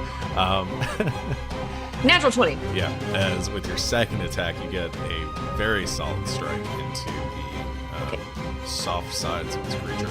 So Damage. I do 13 bludgeoning damage. Can I do a stunning strike? Yes. I spend a key point to attempt a stunning strike. Constitution saving throw. All right, Constitution saving I throw. swear I've played D&D before. That's a 21. It's probably not that high. I don't think it's that high. No. Well, I tried. All right. Yeah, it does not seem stunned by your strike. Darn. Okay, which will actually put it to its turn. As the creature with you on its back is not having fun there, it's going to reach around one of its claws and try to claw at you. 2 attacks. First one is a 17 to hit. Yep. Okay. For 12 slashing damage. Okay. Second one is an 18 to hit. Yep. Oh, please, no! For 13 slashing damage. No heck. You break it, you bought it! And it is going to continue to sort of just charge across the floor, trying to get out of sight and away from the rest of your party. Reginald. Oh, this is not what I was expecting to happen. Sorry, Nisha, for getting you into that. And going to try to help things by casting Guiding Bolt at the creature. Okay. And so the neck frills kind of flare up as the spell releases. And that's a natural 1. Ooh. Roll again for me. Okay. Wham, wham. Not much better. That's a 10. Okay, I think it not able to hit your monk friend as well. So the guiding bolt goes streaking through the darkness, just on the edge of that. I think your trajectory there, being able to see it with some of the other clutter on the ceiling, and as it tries to kind of arc towards the creature, it kind of veers around one of the stalactites, and it just blasts one of the stalactites off the wall, exploding in this hail of radiant stone now. This is very different from being a warlock. Okay, and that's your action. Anything else? I don't think I can really do anything as a bonus. Okay. Yep. All right, Neslu. So how far away is it? Along the ceiling, it's gone about 50 feet at this point. Or, well, let me check my speeds here. Along the ceiling, no, it's gone another 20 feet. So I'll say 40 feet up, 20 feet over. I don't remember the range on a hand axe, if anybody knows off the top of their head. 2040. 2040? 20, Yeah. 20, So if 60, you, yeah, I guess. I'll try it at disadvantage. okay, so you Um, sort of run across the ground and go to make an attack with that. And I do have 2 mighty throws with the hand axes. Okay. Let You're me the- just toggle the disadvantage really quick. Or I can't. You just press the button. Right, it's already set on this one. Good rolls. Yeah. The first one misses with the Oh, disadvantage. it's 2060. Sorry. 2060. Yeah. It's 2060. Okay, yeah, 2060. Okay, yeah, the first one you miss with the disadvantage being with the 14. The second one, you do hit it. Is it a dagger that's 2040, or did is there nothing that's 2040? All 2060. All right, made that up. Take the damage. I made that up. And then it's 515, but that's the So Oh, yes, you click on the word hand axe on the Yeah. on the actual page, or sorry, on the in the On chat. the roll. There you go. Yeah. So I should have said to just auto roll damage. I did not do that. Okay, it hits and draws a little more blood from this creature, which is looking real bad. It's just barely clinging to the ceiling. Okay. And those were your 2 attacks, so I think we're good there. So, Vesrin, you are entangled in one of the webs, but you have a hand free. It's within 90 feet, I think. Yes. Yeah. Okay. Black tentacles. Oh, jeez. Okay. So it has to make a dexterity save? I think yes. And the monk is going to have to as well, probably. Yeah, it is. Trying to stop the spider from running away with the monk friend. Dexterity saving throw. That's a 4, so that's not enough. And now, does it take the damage on the failed save, or is it the... Or take 3d6. So yeah, it takes the damage Okay. on the failing. Okay. And And is Also- restrained. it is restrained. That makes a big difference, because that'll bring it down to 0 hit points. But it is still restrained by the tentacles that are wrapped around it. I need you to make the dexterity saving throw 2, Miss Monk. 21. You are good. You avoid it, and you are clean to the back of the body, which goes limp as you are grasping onto it, but is held in place by the tentacles. So you are now just kind of suspended in the air. Which brings us out of any danger right now as you guys killed the creature. That's an interesting ability there. Yeah, Correct. it's not well. It's it's So interesting. Is the yeah, best you're a one. technical guy. Yeah, I get it. That's It's not something that I like to talk about all that much. I'm sure it's not.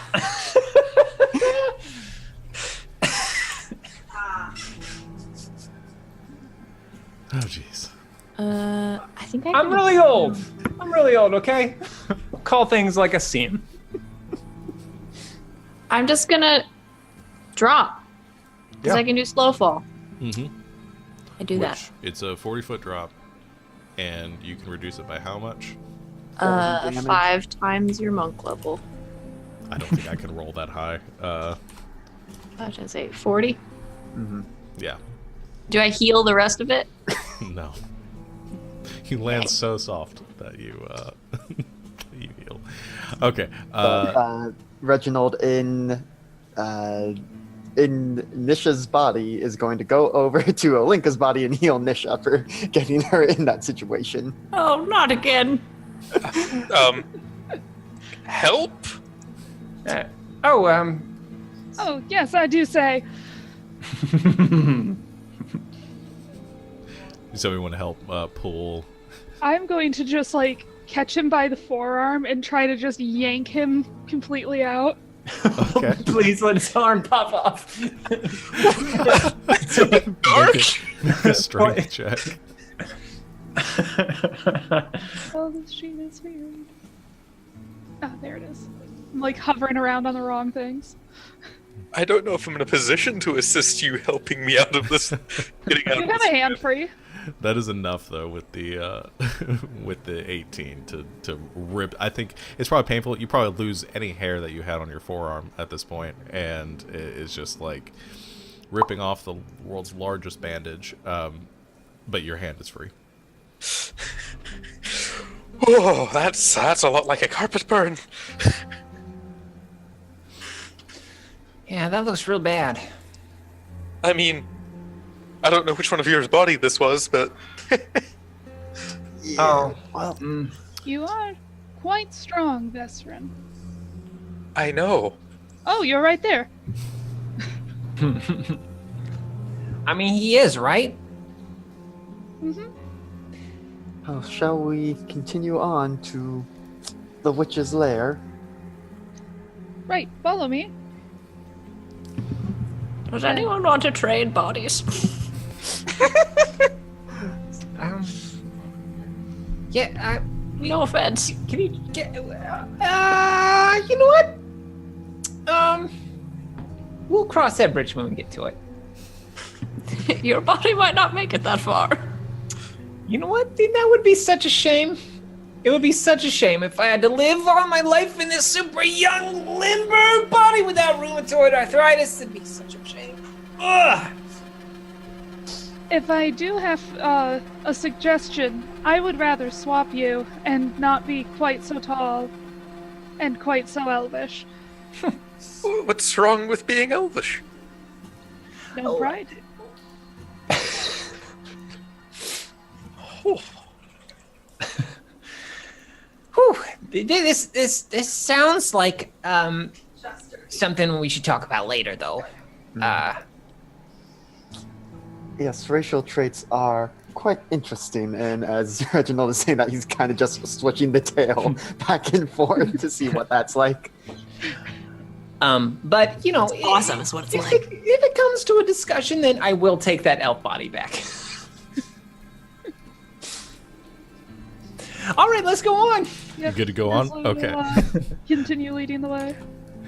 Okay. You reach the passage at the end, at the back of the cave, avoiding any more filaments and webbing hanging from the ceiling.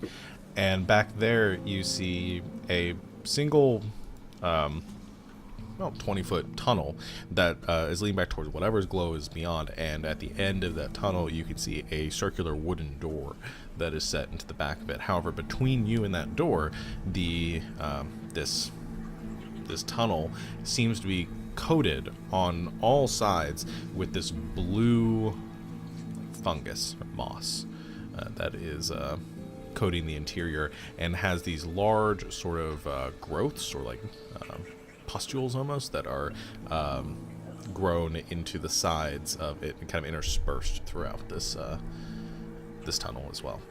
Oh, I'm not sure if Vezrin would appreciate me touching that with his very fancy clothing. And she does. Okay. Okay. So as you touch it, it bursts, and as one of the pustules bursts, it lets out this shrieking noise like somebody wailing. And there is also a burst of spores out from it. I need you to make a Constitution saving throw. Don't breathe in, baby.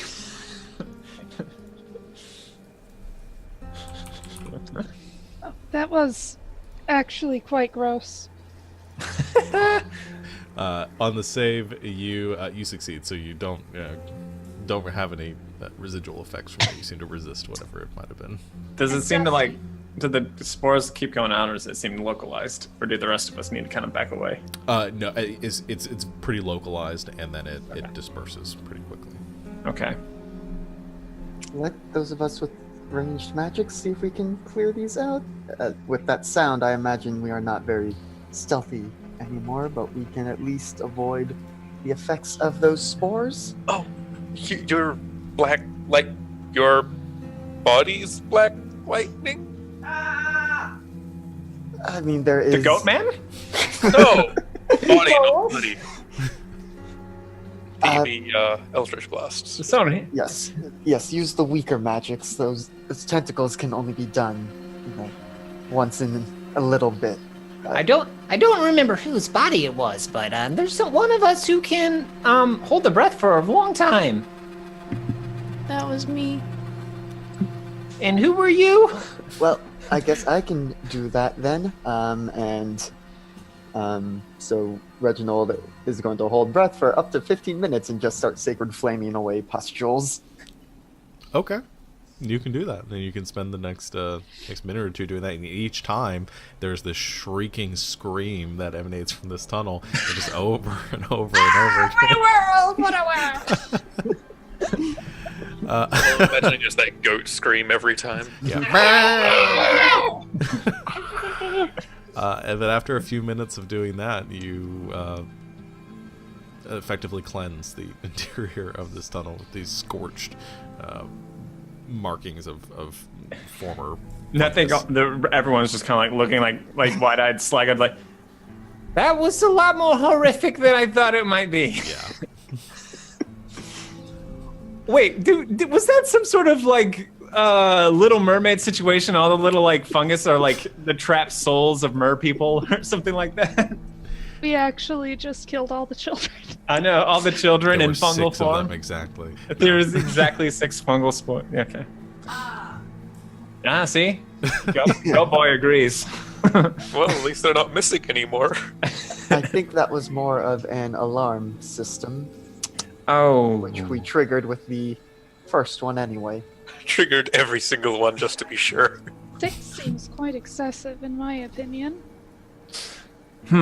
Well. Okay. So there's. Can I approach the door? Game master person? Yes, you may approach the door. Can I check it for further traps? You can certainly do so. Make an investigation check. All right, I'm gonna do so with my eyeballs. And I only rolled an 11. Plus 9. Rolled an 11. Yeah, doesn't seem to be trapped. Man, there's sure a lot of spore goo everywhere. I think that my body has a trait, though. Does it? Does it? Let me... Does it? Well, if it's What was it called? Artificer's lore? No? Tinker? Yeah, actually, that might have been it, and it's the wrong kind of check. Okay. Sorry, I wasn't used to that class, and then it was gone. Same. Hard relate.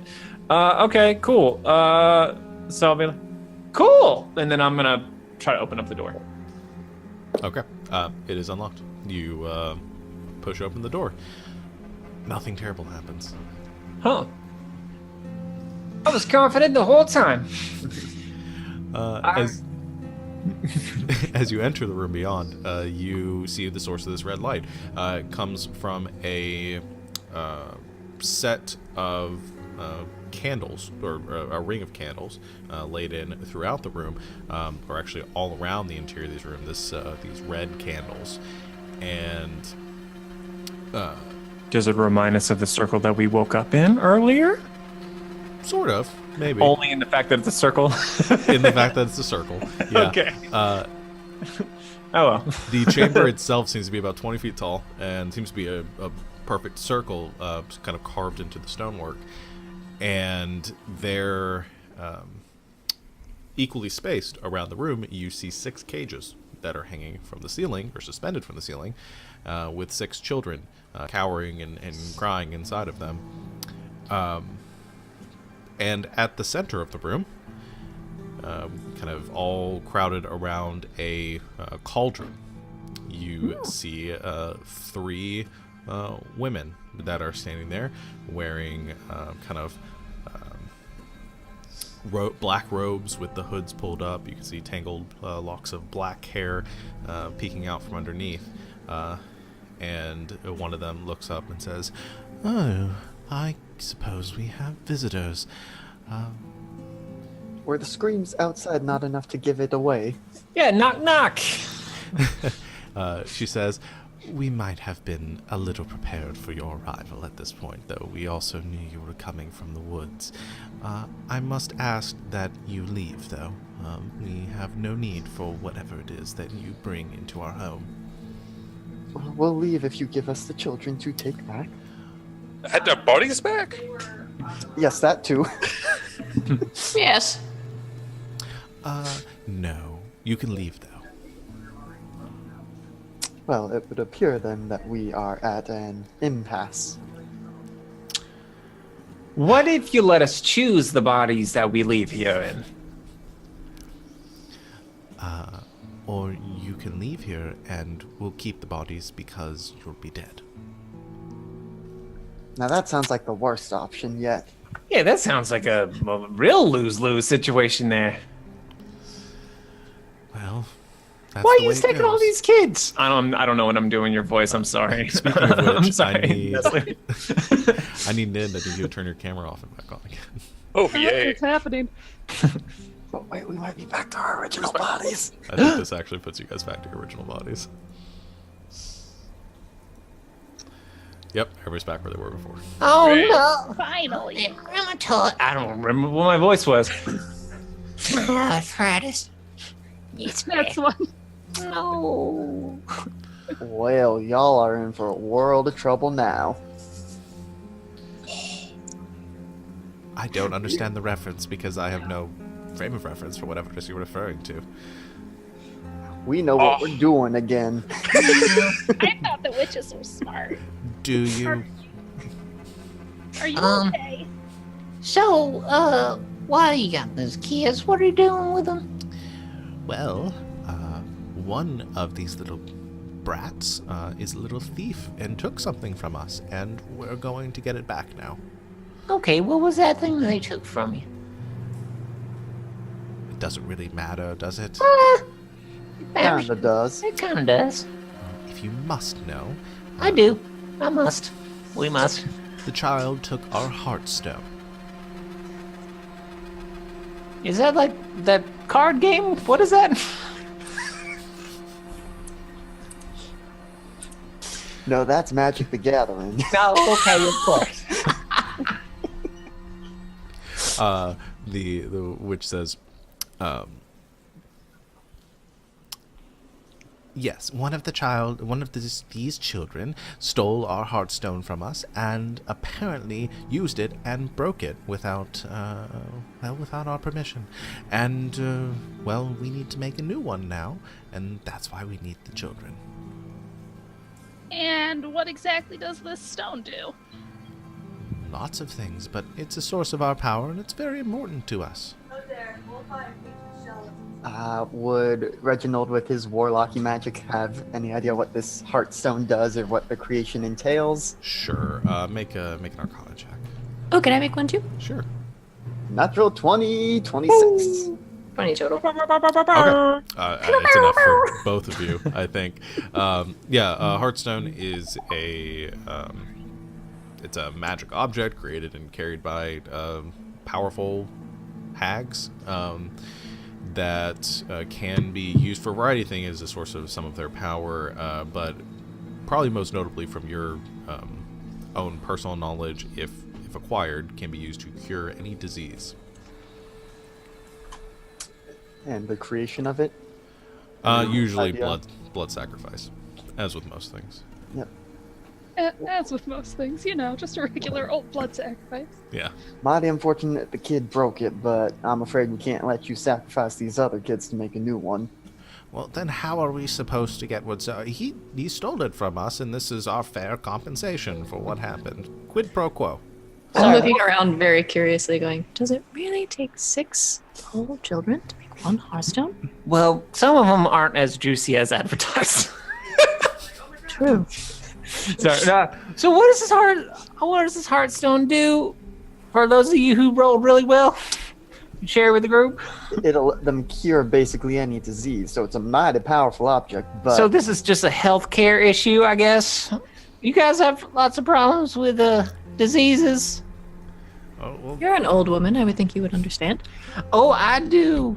But is that your problem, ladies? well, my joints have been acting up since this has happened. Oh, girl, go on. I mean, Talk about you're preaching to the choir right here.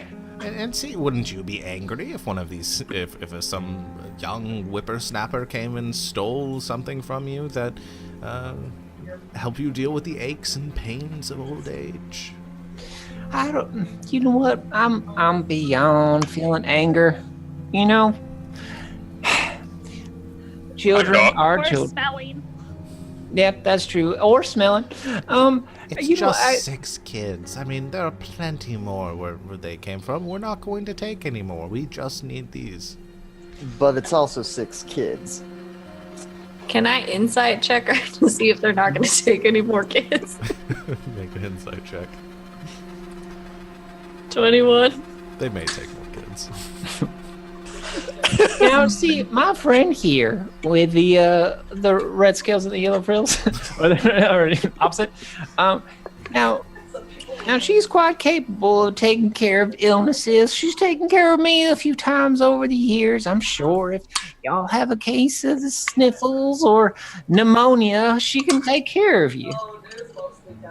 There's no reason in using all blood of the children, all that. They are our future, after all. That is true. You could just go see a cleric. Make a persuasion check. Well, I'm spec'd for that. Hold on a second. 9. Oh yeah, No. very stacked. I don't think they even think about it. And the one that's been speaking to you says, that doesn't sound like a very fair exchange. And what if this one just leaves or dies on us or something? The Heartstone is a much safer form of healthcare for us. It's much more reliable. I get you. I'm so sorry about your situation. I truly am. I'm just afraid if y'all insist on keeping the children, it's just. I mean, I guess it's going to turn to violence, and I'd really rather not go in that route. We've dealt with so much in these past several days of. Always take this long on the mainland, or When you get to be my age, sometimes you realize it sometimes to get something done just right. You just get a little bit of patience, a little bit of elbow grease, and I don't know what I'm saying. And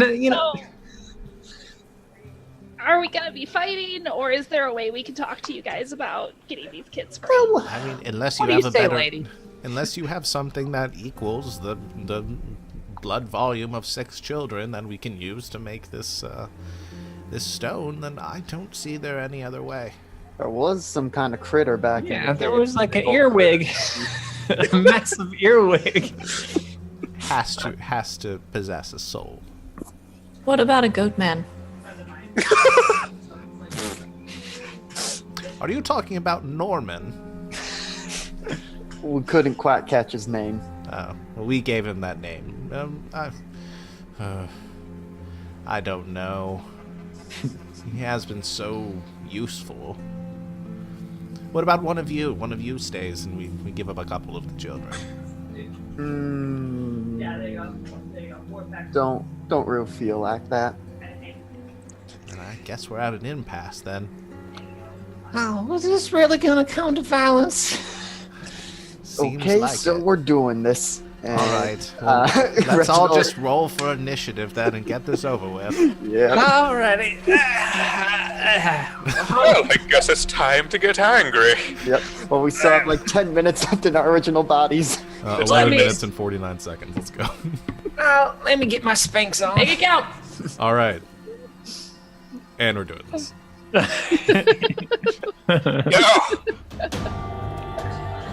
All right. Okay, so that's gonna put Alinka going first. All right. I'm going to do I not have the flurry of blows? Is that not a shadow monk thing? No, you do. It's under your. I think Oh, it's under- on the rolls. What? No. Where are you? Anyway. Okay, I have it somewhere. All right, so I'm just gonna all right, and I'm gonna like run at him, and then like with my quarterstaff, like jamming the ground to flip the air, and then try to like smack down on him with a quarterstaff. Once for 12, and then I think every extra attack, so a second for 22. And then flurry of blows, which is 1 key, or how many? 1 key. 1 key, and for 2 strikes. So a 16 and a 21. Okay, so let's go with this. I'm gonna call the green one is gonna be Greta, the red one's gonna be Retta, and the blue one's gonna be Bretta. Bletta. Blah. Which one would you like to attack? Who? If I've been speaking with all of them equally. Green one.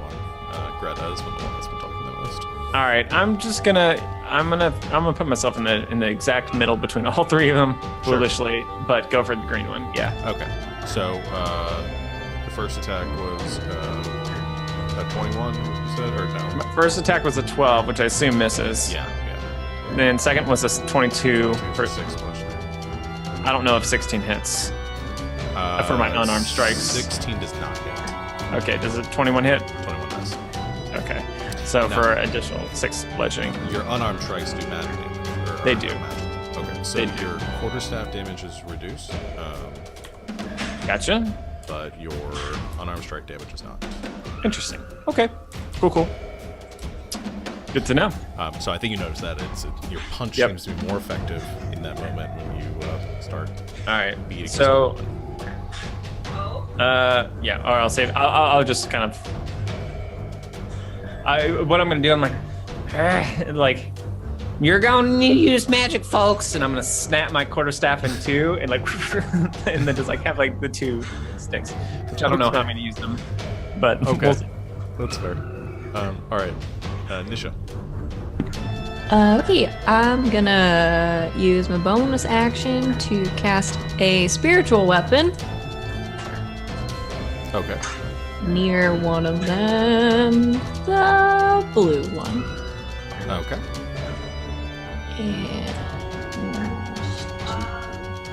And that's a 22 hit. That hits. Did it for 9 force damage. So it's full effect. Okay.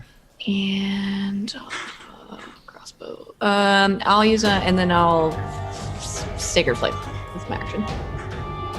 I'll say 1. Okay. She'll make a dex Yes. Which is a 17. That is enough. Okay, so she succeeds on that. All right. That will put it to their turn then. The Coven's turn. So here's what they are going to do then.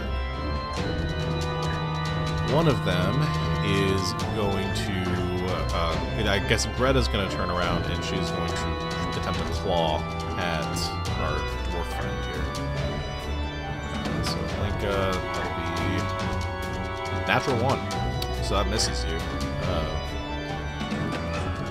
entirely.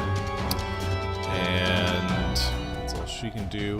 The second one, Retta, is going to, or no, Greta is going to send a ray of enfeeblement at you, lizard person, Nisha.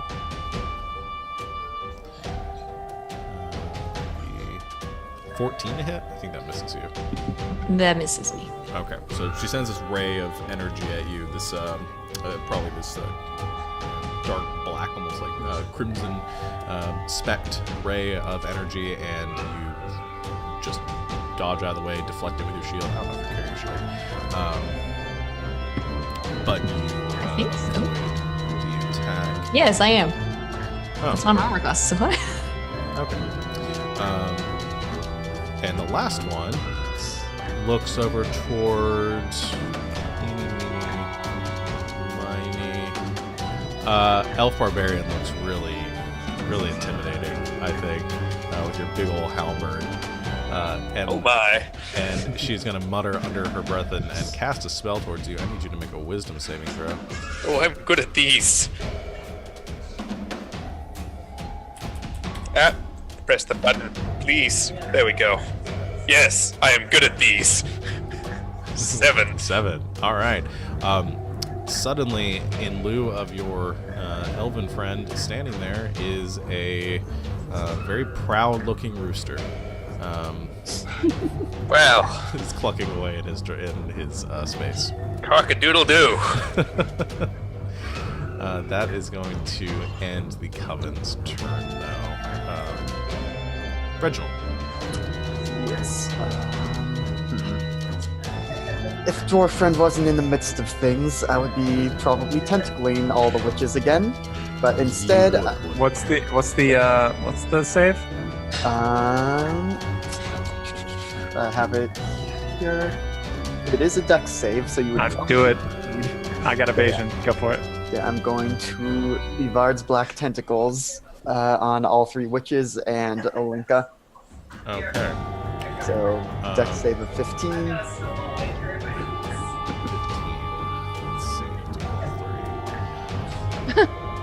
I rolled crap. natural 20. What? Well, 2 natural 20s, weirdly, but only one of them matters. All right. 2 of them succeed. 1 fails to respond. Okay, so it is all or nothing on the damage, but it is a thing that happens each turn. Okay. So the one that failed is restrained and takes the 8 bludgeoning damage. Okay, and I'll say that's Retta, and she'll also make a saving, Constitution save, maintain concentration. She succeeds on it. The other 2 succeed on it, so she is going to be restrained now. She'll do this for restraint. Okay. Red is restrained? Yes. Okay. Oh, Red is restrained. Or Retta. Yeah, Red is Red is restrained. restrained. Okay.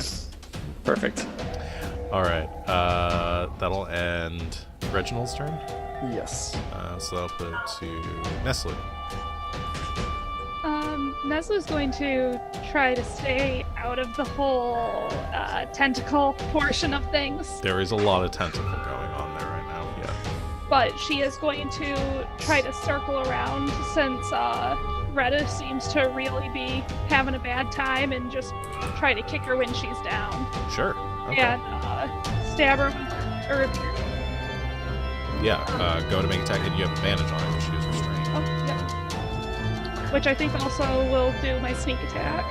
Yes. And that'll hit the 19. Okay. So yeah. So 11 on the initial damage and 15 on the sneak attack. So it's 26 total. Ooh,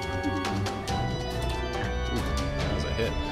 She made another save throw, DC 15. She succeeds on No, make me large again. that. I'm working on it, sweetie. Okay.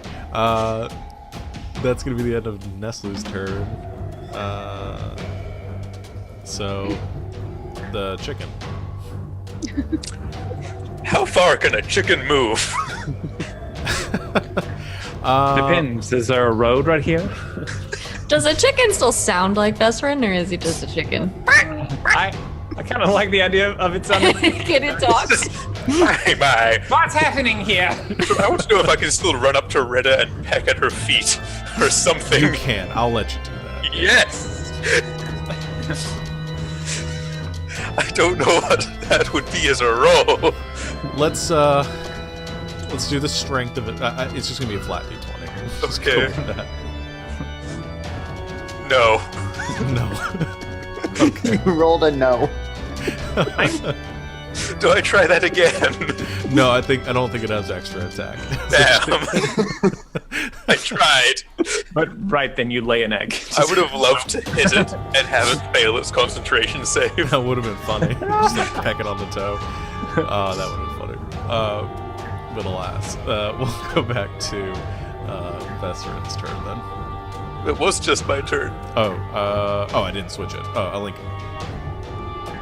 Did you check Retta or Bletta or? Which Retta one? is the one that is restrained and is maintaining concentration. Okay. Did you get advantage on your peck attack? Oh wait, go ahead and roll again.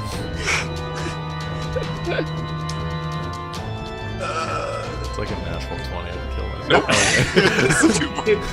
It's another nope. Even worse. Okay. Back to Link. Damn. Just had to know. What you doing? Oh, it's me already. Yeah. So what I'm gonna do is kind of. Oh, I guess you are starting your turn in the tentacle, so you need to make a dex save. Okay, that's fine. So that's 10. Which is not gonna beat the DC. Yeah. So evasion doesn't do anything. You only take half damage, but you're gonna. You are gonna get restrained. But I Well, think no, you it's an also- all or nothing damage, so it's not gonna. Well, but evasion could reduce the damage. I thought evasion only reduced it when it was an all or nothing. When it was a. I thought it could reduce All right, it. I'll read it. Yeah. When you are subjected to an effect that allows you to make a dex save to take only half damage, To take instead- only half damage. So. yeah, take full damage here. Yeah. All right, cool. So we'll roll the 3d6 damage. All right, cool. What I'm gonna do then? Are there shadows? Yes. All right, I'm going to teleport out of these tentacles into the shadows Okay. with my bonus action, That'll free you from the ground. and then I'm gonna run at because I still have an action. I'm gonna run at Retta and punch her twice with my magical fist and one heal. Okay. So I got a 25 and a 20. Okay. So for a total of 17 points of magical bludgeoning damage. Okay. She'll make 2 separate saves for those.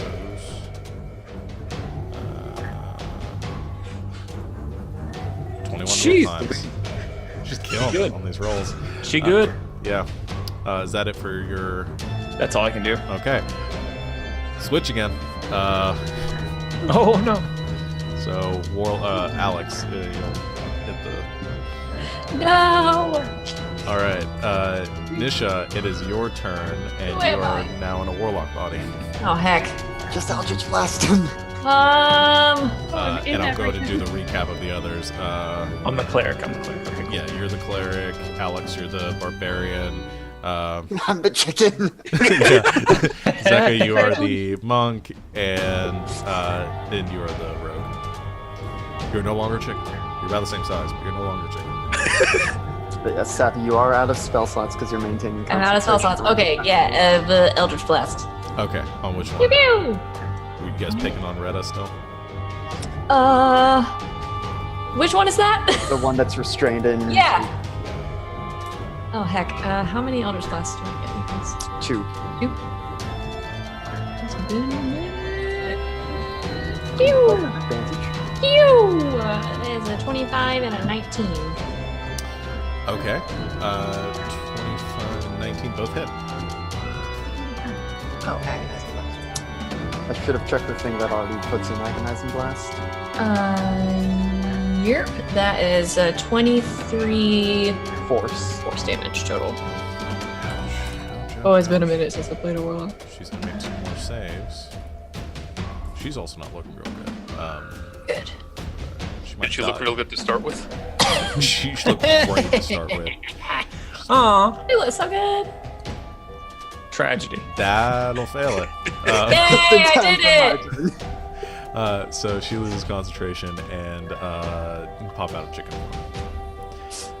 Okay. Awesome. All right. Is that the end of your turn? Yep. Okay. So that'll be their turn again. And Retta's not They all looking need good. to make the tentacle save. Oh, yeah. Now, even the one that's still restrained, or is it just She's free going to her take from the it? damage. When a creature enters the affected area for the first time on turn or starts its turn, there must succeed on a dex save or take 3d6 bludgeoning and be restrained.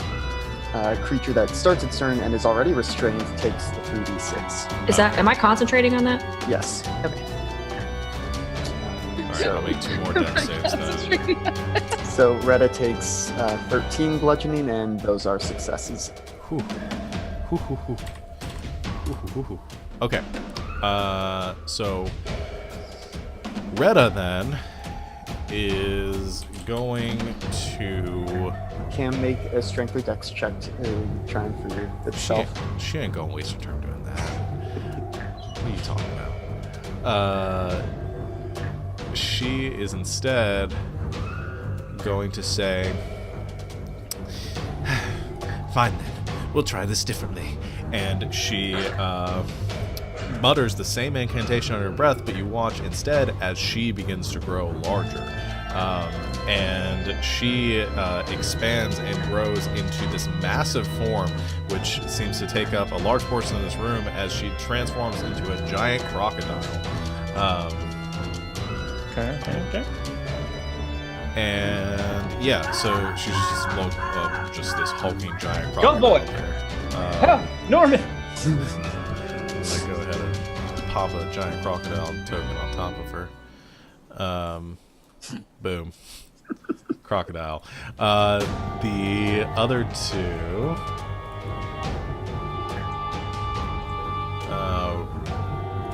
Greta is going to cast a spell as well. And she is going to cast some spells. No, they're not restrained, so she's going to walk out of the tentacles. And she is going to go to Mr. Warlock, who I guess is Savannah right now. Oh crap! Yeah, that's me. I was like, sucks for that guy. And I need you to make this one. So if this is magic, because the pseudo dragon's within 10 feet of her, she also gets the magic resistance. Back to the Oh, train. perfect. On saving throws against spells and other magical effects. All right, I need you, as she reaches out and touches you, I need you to make a wisdom saving throw. Gosh. Sheet. Why you do this? 17. Actually, I think that succeeds. Yeah, you succeed on the saving throw. Excellent. Okay. And the last one is going to. She's also going to cast a spell at. Who's the rogue right now? Hi. Oh, there we go. Perfect. You're just popping around to people I want to target at because you did a lot of damage. Not you, other you did a lot of damage earlier. Turn me back into a chicken. No, not this time. I need you to make another wisdom saving throw. This is all wisdom saving throws, these spells, I'm realizing. Are you better? No, you're not. I fail. Listen to my traits for her. What would you say that, I'm trying to remember names, Vesrin's deepest fear is? Ooh. Not having sex again. I mean,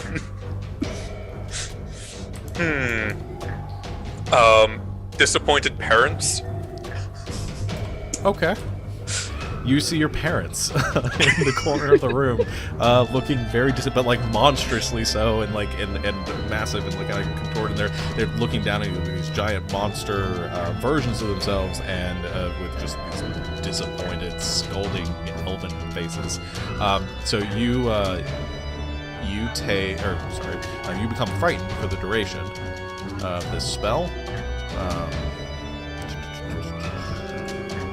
Use of your turn. So no effect, no damage this time, but it is wrecking with your mind right now. Yay!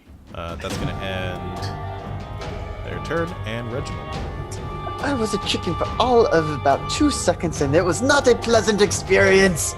So I'm going to bonus action Rage, and then Reckless attack this crocodile with my halberd. Okay. Yeah. Chunk it. 23 to hit. Hits. For 11 slashing damage, plus 2 for rage, I think. So 13. About 13. Oh, wait, not a magic. Even in the crocodile form? Ooh. No, yeah, you're right. Okay, and your, Oh, and I have, I need to double check the ancestral stuff. I don't know if I need You it. do also have an extra attack. Right, extra attack, and does the ancestral stuff trigger on a rage, or how does that Yes. work? yeah. Okay, so I think, so the crocodile is now being harried by these spirits. So until the start of my next turn, if it attacks anything other than me, it has disadvantage. And yeah, so if it attacks things other than me, it's going to have issues. Okay. You can do your second attack, too. Yes. Still at advantage because reckless. 26 to hit Also hits. for 7 slashing. Maintains concentration on her spell. Alright, 7 slashing. Alright, Croc's doing okay. That's the end of Reginald's turn then. Nestle. Oh, well, that's what the arthritis feels like again. Do I need to make another dex save about these tentacles? You're out of them On by the now. screen, or like, Yeah, you're out of them now. okay, I'm out of them now? Yeah. I'm gonna punch the crocodile a lot. Okay, do it. Where is it? Aha, I minimized it. And she's gonna go, well, I heard that monks punch things. You heard right. And you have 2 attacks, right? 2 attacks. If you have a key point left over, you can also do an extra 2 with your bonus action. Sure. And I'll bonus action to, and can I actually switch targets with that? Yeah. And I'm gonna also punch Greta Okay. twice. Well, those hit as well. So go to roll damage for the first 2. I think if I do,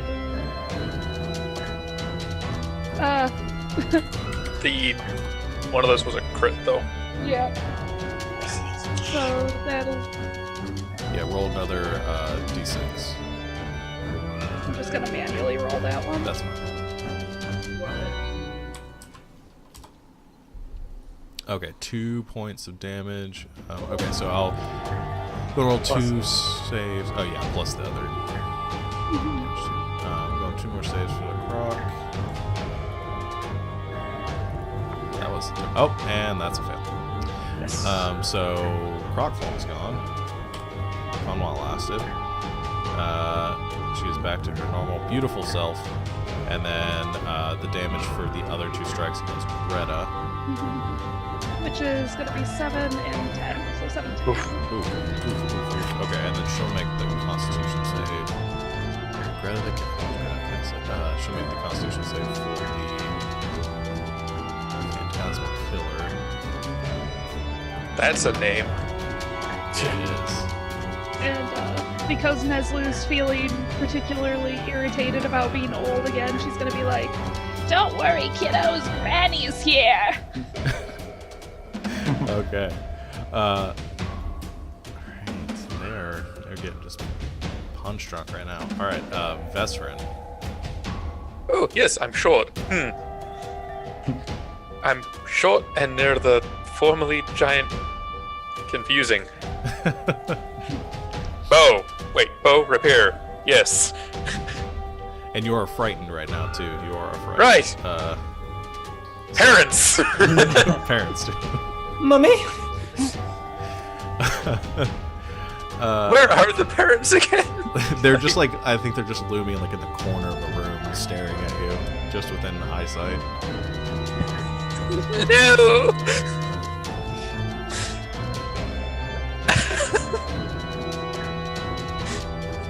So you can make your attack, you're just at disadvantage for it. I'm trying to make you proud. That's still really good. It's still really good. Make you proud. You're still attacking Greta, or Retta, right? Yeah. Alright. Is that sneak attacked as well? No, because you had disadvantage. Okay. Yeah. But yeah, she's looking real bad. Go to make another wisdom saving throw for me. Yay! End of your turn. It's even worse. Alright, you're gonna take 20 points of psychic damage. Ooh! Stop killing my body. I hear my parents like this. As your parents glower down at you, their disapproving stare just cuts right to your core, dealing 20 points of psychic damage. It's got real. Okay, Alinka, it is back to you.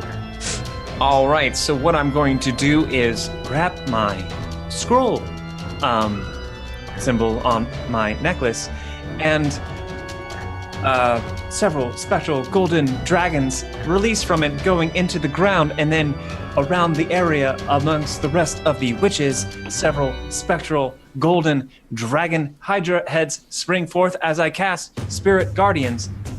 They must try to... Oh, it didn't show the saving throw that they need to do. It is a wisdom save. Wisdom save.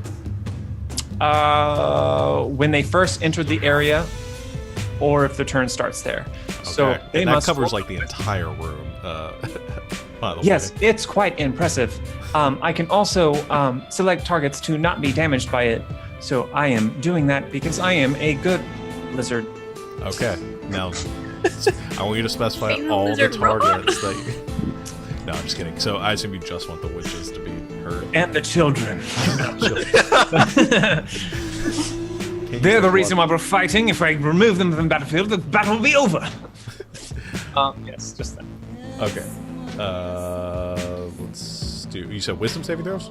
Yes. Okay. We'll say this is Greta. Save. Greta. So save, fail. So 5 damage, 10 damage of radiant. Greta is just like holding on to a prayer here. Do the children look very delicious, though? I am a lizard. I mean, I think they would be good for a snack. But it's up to you. Okay, so that's... I will put that in my pocket and come back to that later. All right, Nisha, it's your turn. You are a holy lizard, ma'am. Eldritch Blast. Which one? Is that one still restrained? Yeah, she is. That one. I think this might be it for Retta. Right. I get advantage because she's restrained, right? Yeah, Is that- yeah, so okay, 22 and 26. Both hit. Phew! 12 damage. Yeah, she down. And with that, I think you send 2 more blasts into her tentacle restrained form, and as it as the blast hit her chest and she coughs up some blood there, the other sisters look and like disappointed at her and just say, "You would be the first to die, wouldn't you?" Always Retta. As I Retta love goes these down. witches. Does Reginald just do magic from his hands? Like, am I just going like finger guns? What am I Pretty doing? much, yeah. It's a lot of hand I'm gestures. just looking at Reginald's hands being like, this is fascinating. Okay. Oh my! And then there were 2. So the 2 remaining, one is maintaining concentration on the Phantasmal Killer. That's Greta. She's going to maintain that, but she is going to use her action to cast. Before they do, could they roll concentration checks after they were attacked by my spirit guardians? Yes, they can. And then at the beginning of their turn, they must roll a wisdom save. Success, and then success. Equal. You needed 2. Okay, so I will roll damage again. They take half. Yes. Oh, that was a good That's roll. really good. 8 damage. Yeah. All right. Nice. So They got to roll again for concentration, don't they? No? Oh shit! Yeah, they do again. Oh, I'm being really annoying from back here. still maintaining it. Jeez, I'm rolling like fire for the concentration checks. Yeah, you are. Okay, so one of them, after looking disapprovingly at her sister, the one that is, so Greta, maintaining concentration, is going to instead do a. I gotta check because this isn't in here correctly. Roll 20. No, actually, that is right. That's weird.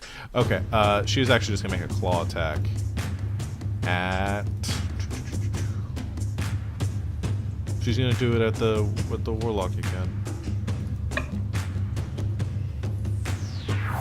That's 10. So no. No. The other one is going to cast a spell. She is going to. Who hasn't been attacked in a while? I don't think the cleric's been attacked in a while. Let's do that. Oh no, but I am concentrating, and there are so many voices in my head. She looks over towards you, and you see her eyes turn this like black color. These just voids, these inky voids imbued with dread power, as the spell states. Please no. I need you to make a wisdom saving throw. Oh no, I'm pretty good at this, but not now. 13. That's a fail. You fall asleep. I'm tired. I'm an old lady, and it's been a long day. And the spirit guardians fade as as your lizard friend just falls unconscious. That will. My spiritual weapon's still there. It is still there. Oh, did you have that? Yeah. You did. Oh, I Just remembered. I should have bopped him last time. okay. You can make a bop right now if you want to. As sure? you fall unconscious. Yeah, I'll allow it. Okay. Run along. So anything I can to kill these ladies faster. So 21 attack for 5 It's gonna force be a damage. cannon in 10 minutes. How much force damage? 5. Okay. Okay, and then Alright. sleep. Okay, so that will. That's gonna end their turn as they're both maintaining concentration. This one. Okay. Reginald. Switch. Oh god. Savannah. Yes. Me? Yeah, you're the one in the spot. Oh, gosh. Who am I about to be? I don't Who remember. am I now? Okay, you are the elf barbarian. Ah. I'll be the warlock. Okay. Yeah, and you're the monk. Zeka, you're the lizard foal. You're the cleric. You're asleep. Excellent. Yeah, you're the warlock, and Alex, you're the rogue. Okay. So, I assume trying to wake up the cleric would be an action of some kind on my part. Let's see. Uses its action to shake the sleeper awake or deals damage. So if you have something you can deal damage with without using action, Yeah, oh. Let's see. But also the barbarian's still probably close enough to the other people. No, I'm gonna be a good teammate and go over and use my action to wake up the cleric. Okay. You are shooken awake. Come on, get back up on your feet. This isn't over yet. Right. Well, right. Listen. We also just switched, so Yeah, so you're waking up in another body. And I think because bonus action, I can just do the dash, just gauge hide. Yeah. Yeah, I'll just bonus action, or yeah, what am I gonna do? I think you can also use your bonus action to help too. Oh, right, yes. So yeah, I will, yes. Yes, use the help action as a bonus action. So I will, after waking up the cleric, I will just kind of run around and I'll pull my short bow and aim menacingly at one of the witches, assuming they don't know that I actually can't fire right now for whatever reason. Who are you helping? Yeah, I will help Nestle because they're about to go. Okay. Then Nestle, is your turn. Nestle, me. Yes. Sorry, there's a cat screaming at me. No, it's okay. I am... You know, I really, really liked the look of the golden dragons from before. Okay. And I had a little bit of time to kind of look, so I'm going to go ahead and touch that and give that a shot again. Okay, so another guardians, spirit guardians. Okay, so they'll all make wisdom saves again. Or two of them remaining. And the help should give you advantage on spiritual weapon attack. Yes. Bonus. Oh, right, yes, that. You guys literally just talked about that. No, that's fine. Okay, so it's Spiritual weapon bonus action. that hits. Hey. Roll again too, see if you get a 20, but I keep minimizing. that's Sorry. fine.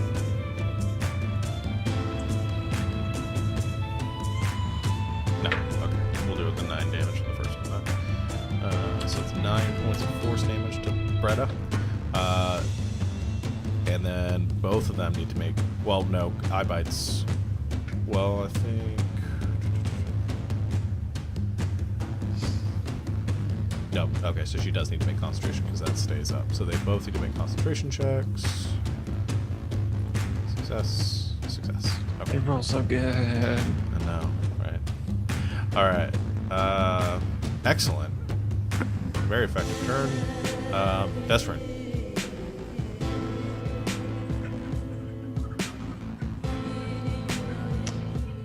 This one.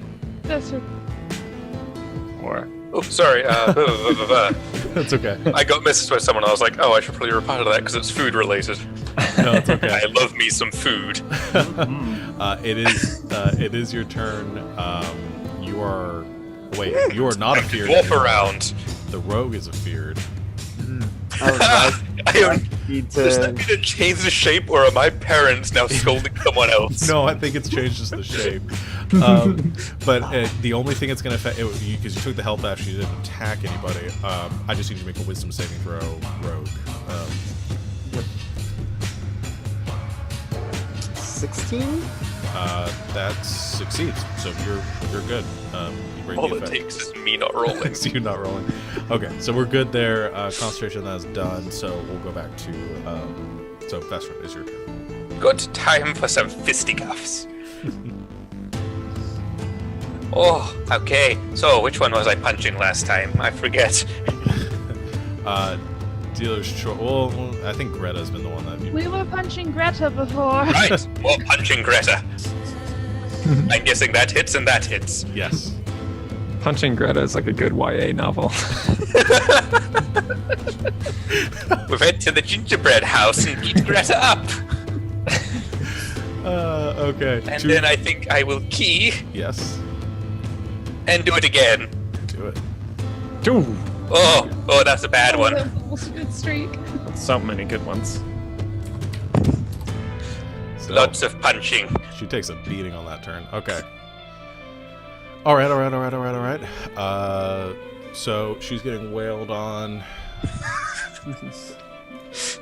Back to Alinka then.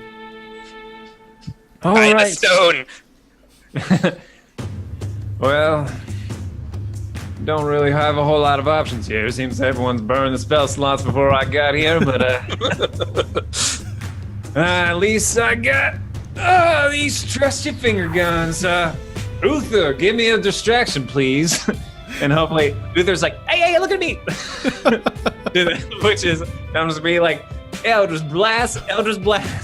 I don't know if that gives me advantage on any of them, but I'll give you advantage on one. Just again, Okay. trying to speed this along.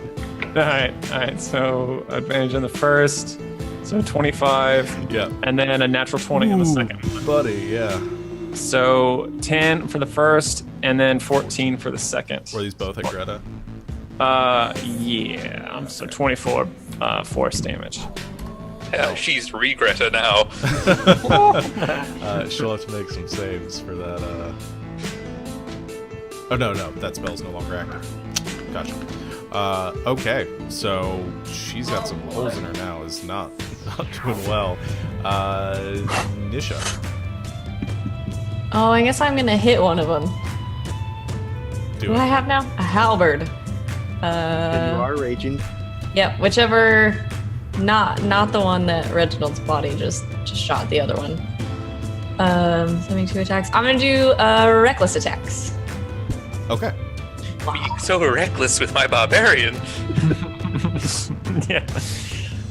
1. That's a natural 20. Woohoo! And 2. That's a 20 total on Okay. that one.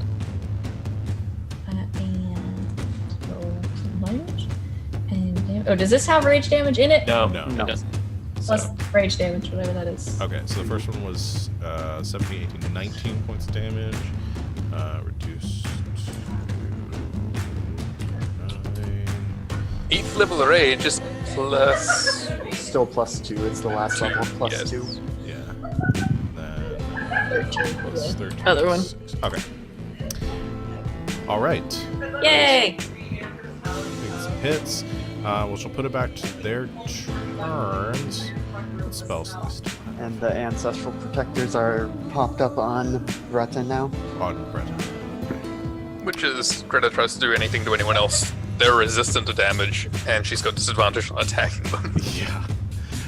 And then she has to make 2 con saves for the Oh, that's gone on the first one. Okay, so lots of all 6th level spells gone. All 3rd level spells.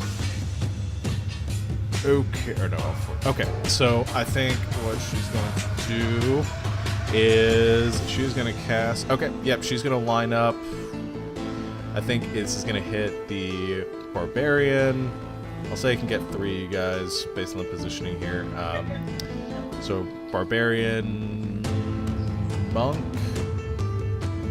and cleric. No. Yeah, we'll go with that. You guys can make dexterity saving throws as a blast of lightning goes streaking out from Bretta's fingertips, catching the 3 of you. Guys, any saving throw I roll is guaranteed to fail. I rolled a 20. I think you have the evasion as the monk thing. You have evasion, So you so do- if it's a half damage thing, then I think you automatically Yeah. get it. Nice.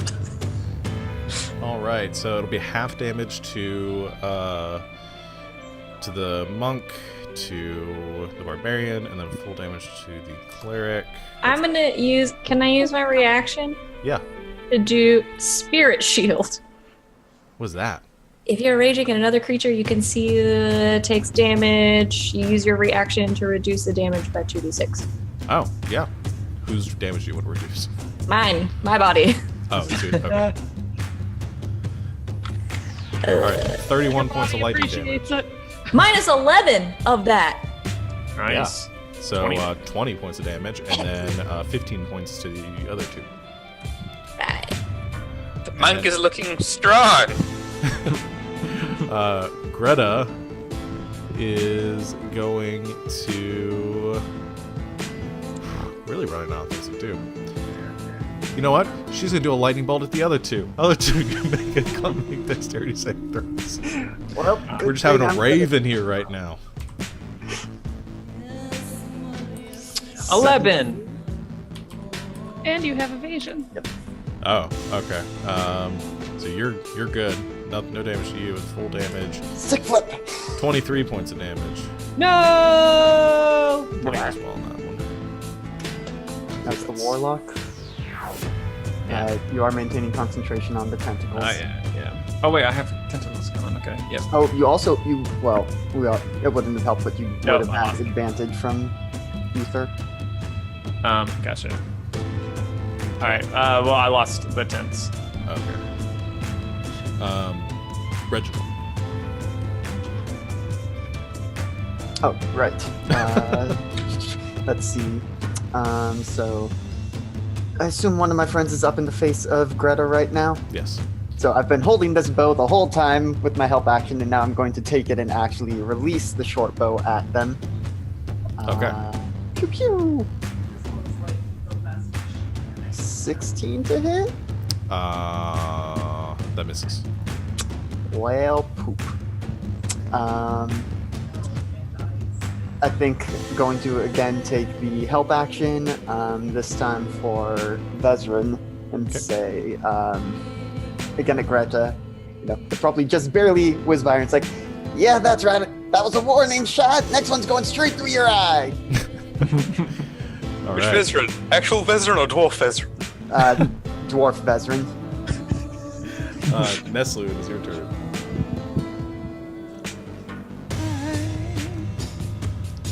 Oh, are the spiritual guards still up? Spirit guards? They should have made a wisdom saving throw. Oh, yeah. Oh, right. I should have. Let me. There's so many little dudes flying around the I know, field. there's a lot. Like there's That- barbarian spirits, there's cleric spirits. What's the damage? Or yeah, just roll the damage on that again. It's 3d8. 3d8.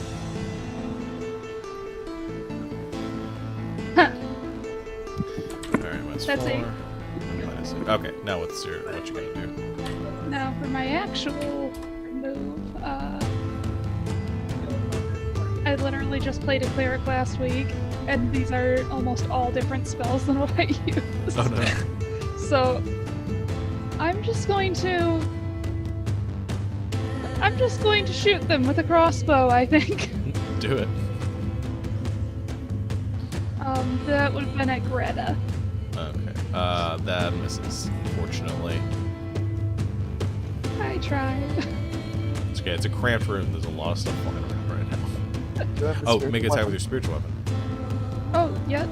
Thank you guys for helping me cleric properly. It's okay. That'll miss too, unfortunately. Having a hard time with the cleric body. I'm having a really hard time with being unconscious and waking up and being a lizard and sticking Yeah, as most people would. Thesrin, Right! Punchy. do it. Oh.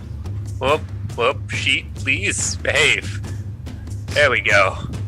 Make your infinite attacks. You do have help, so advantage on maybe just the first one? I don't know exactly how help works. I think it's advantage on one of the attacks, yeah. Well, one of those hits then. Yeah, okay, the first one hits.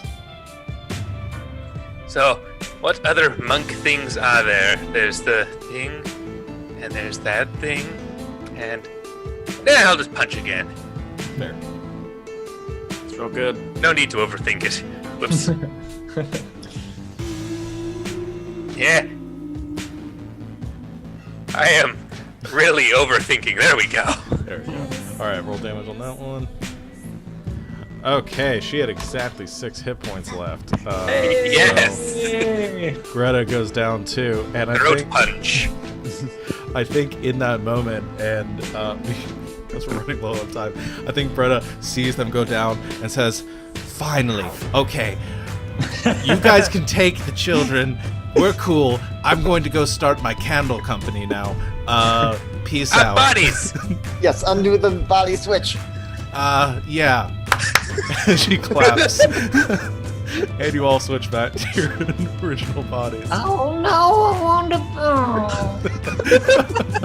Now, if you could be so kind as to make sure not to make your candles out of the, as my dwarf friend would say, the juicy children.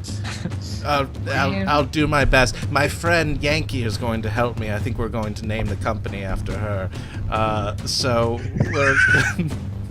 we're good. No more children. No more black. Maybe a little blood magic. Not all the blood magic. No children blood magic anymore. But we're cool then.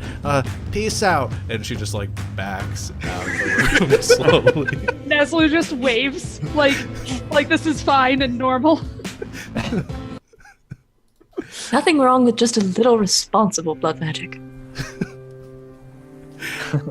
So you all back in your original bodies now, and the witches, 2 of the witches are defeated. The worst witches are defeated. The non-candle making ones. You release the kids. I just put kids on my shoulders, just carry them all. At least I assume you guys release the kids. I don't know if any of you, after all this juicy children talk, I'm a little concerned. Oh, to be young again.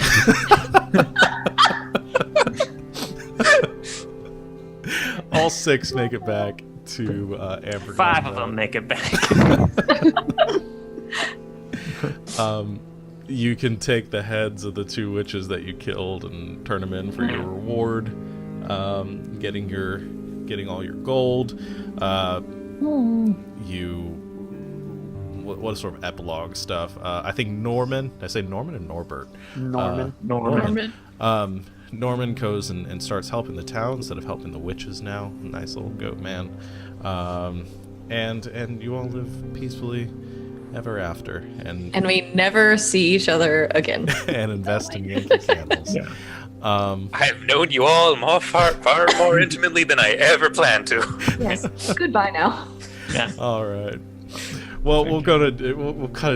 Cut it out with that exciting and fulfilling epilogue there. I think Alinka starts to really invest in herself again, and goes to like beauty spas and stuff and just gets all in the treatments and stuff like that. Because you know what, she's tired of just letting her body deteriorate. She's gonna take her power back. Find that groove again. And just really just start clubbing after that, I think. Good for you. Yeah. Yeah. Okay. Well, thank you, our friends from Neuropedia, for joining us. Hope you guys had fun. We've got lots more streams coming at you throughout the day. We're gonna take a little break here for the next 15 minutes or so. We're gonna come back for some Jackbox games. Jackbox. The name just escaped. Yep. And so the way I'm thinking that's going to work, if you want to play with us, because most of those games have some kind of audience interaction, come join our Discord. It's free and open. The link is in the Twitch description. Can we get that in the chat for people to join? We certainly can. Posting the room code there if you want to play along at home. Also, I think if you donate $5, you can even come hang out with us on the Zoom call. That'll be you have to prove that you're don't be a jerk. And that way you won't have to deal with stream delay and stuff. But yeah, so that'll be along in just a few minutes. We'll cycle through some of them like Quiplash, Fibbage, maybe some Trivia Murder Party. That's always a fun one. Yeah, we'll run the whole gambit of them. Yeah. So we'll do that for a little bit, and then we'll be back with a one-shot later on run by Ryan. You guys want a donation update? Yes. We have raised so far $210. Hey! And also 66 bits. Awesome. Fantastic. Awesome. But yeah, we'll be right back. And we'll see you all in a little bit. So I don't want to say goodnight, internet, because we're not gone, but see you in a minute, internet. We'll be back, internet. Bye.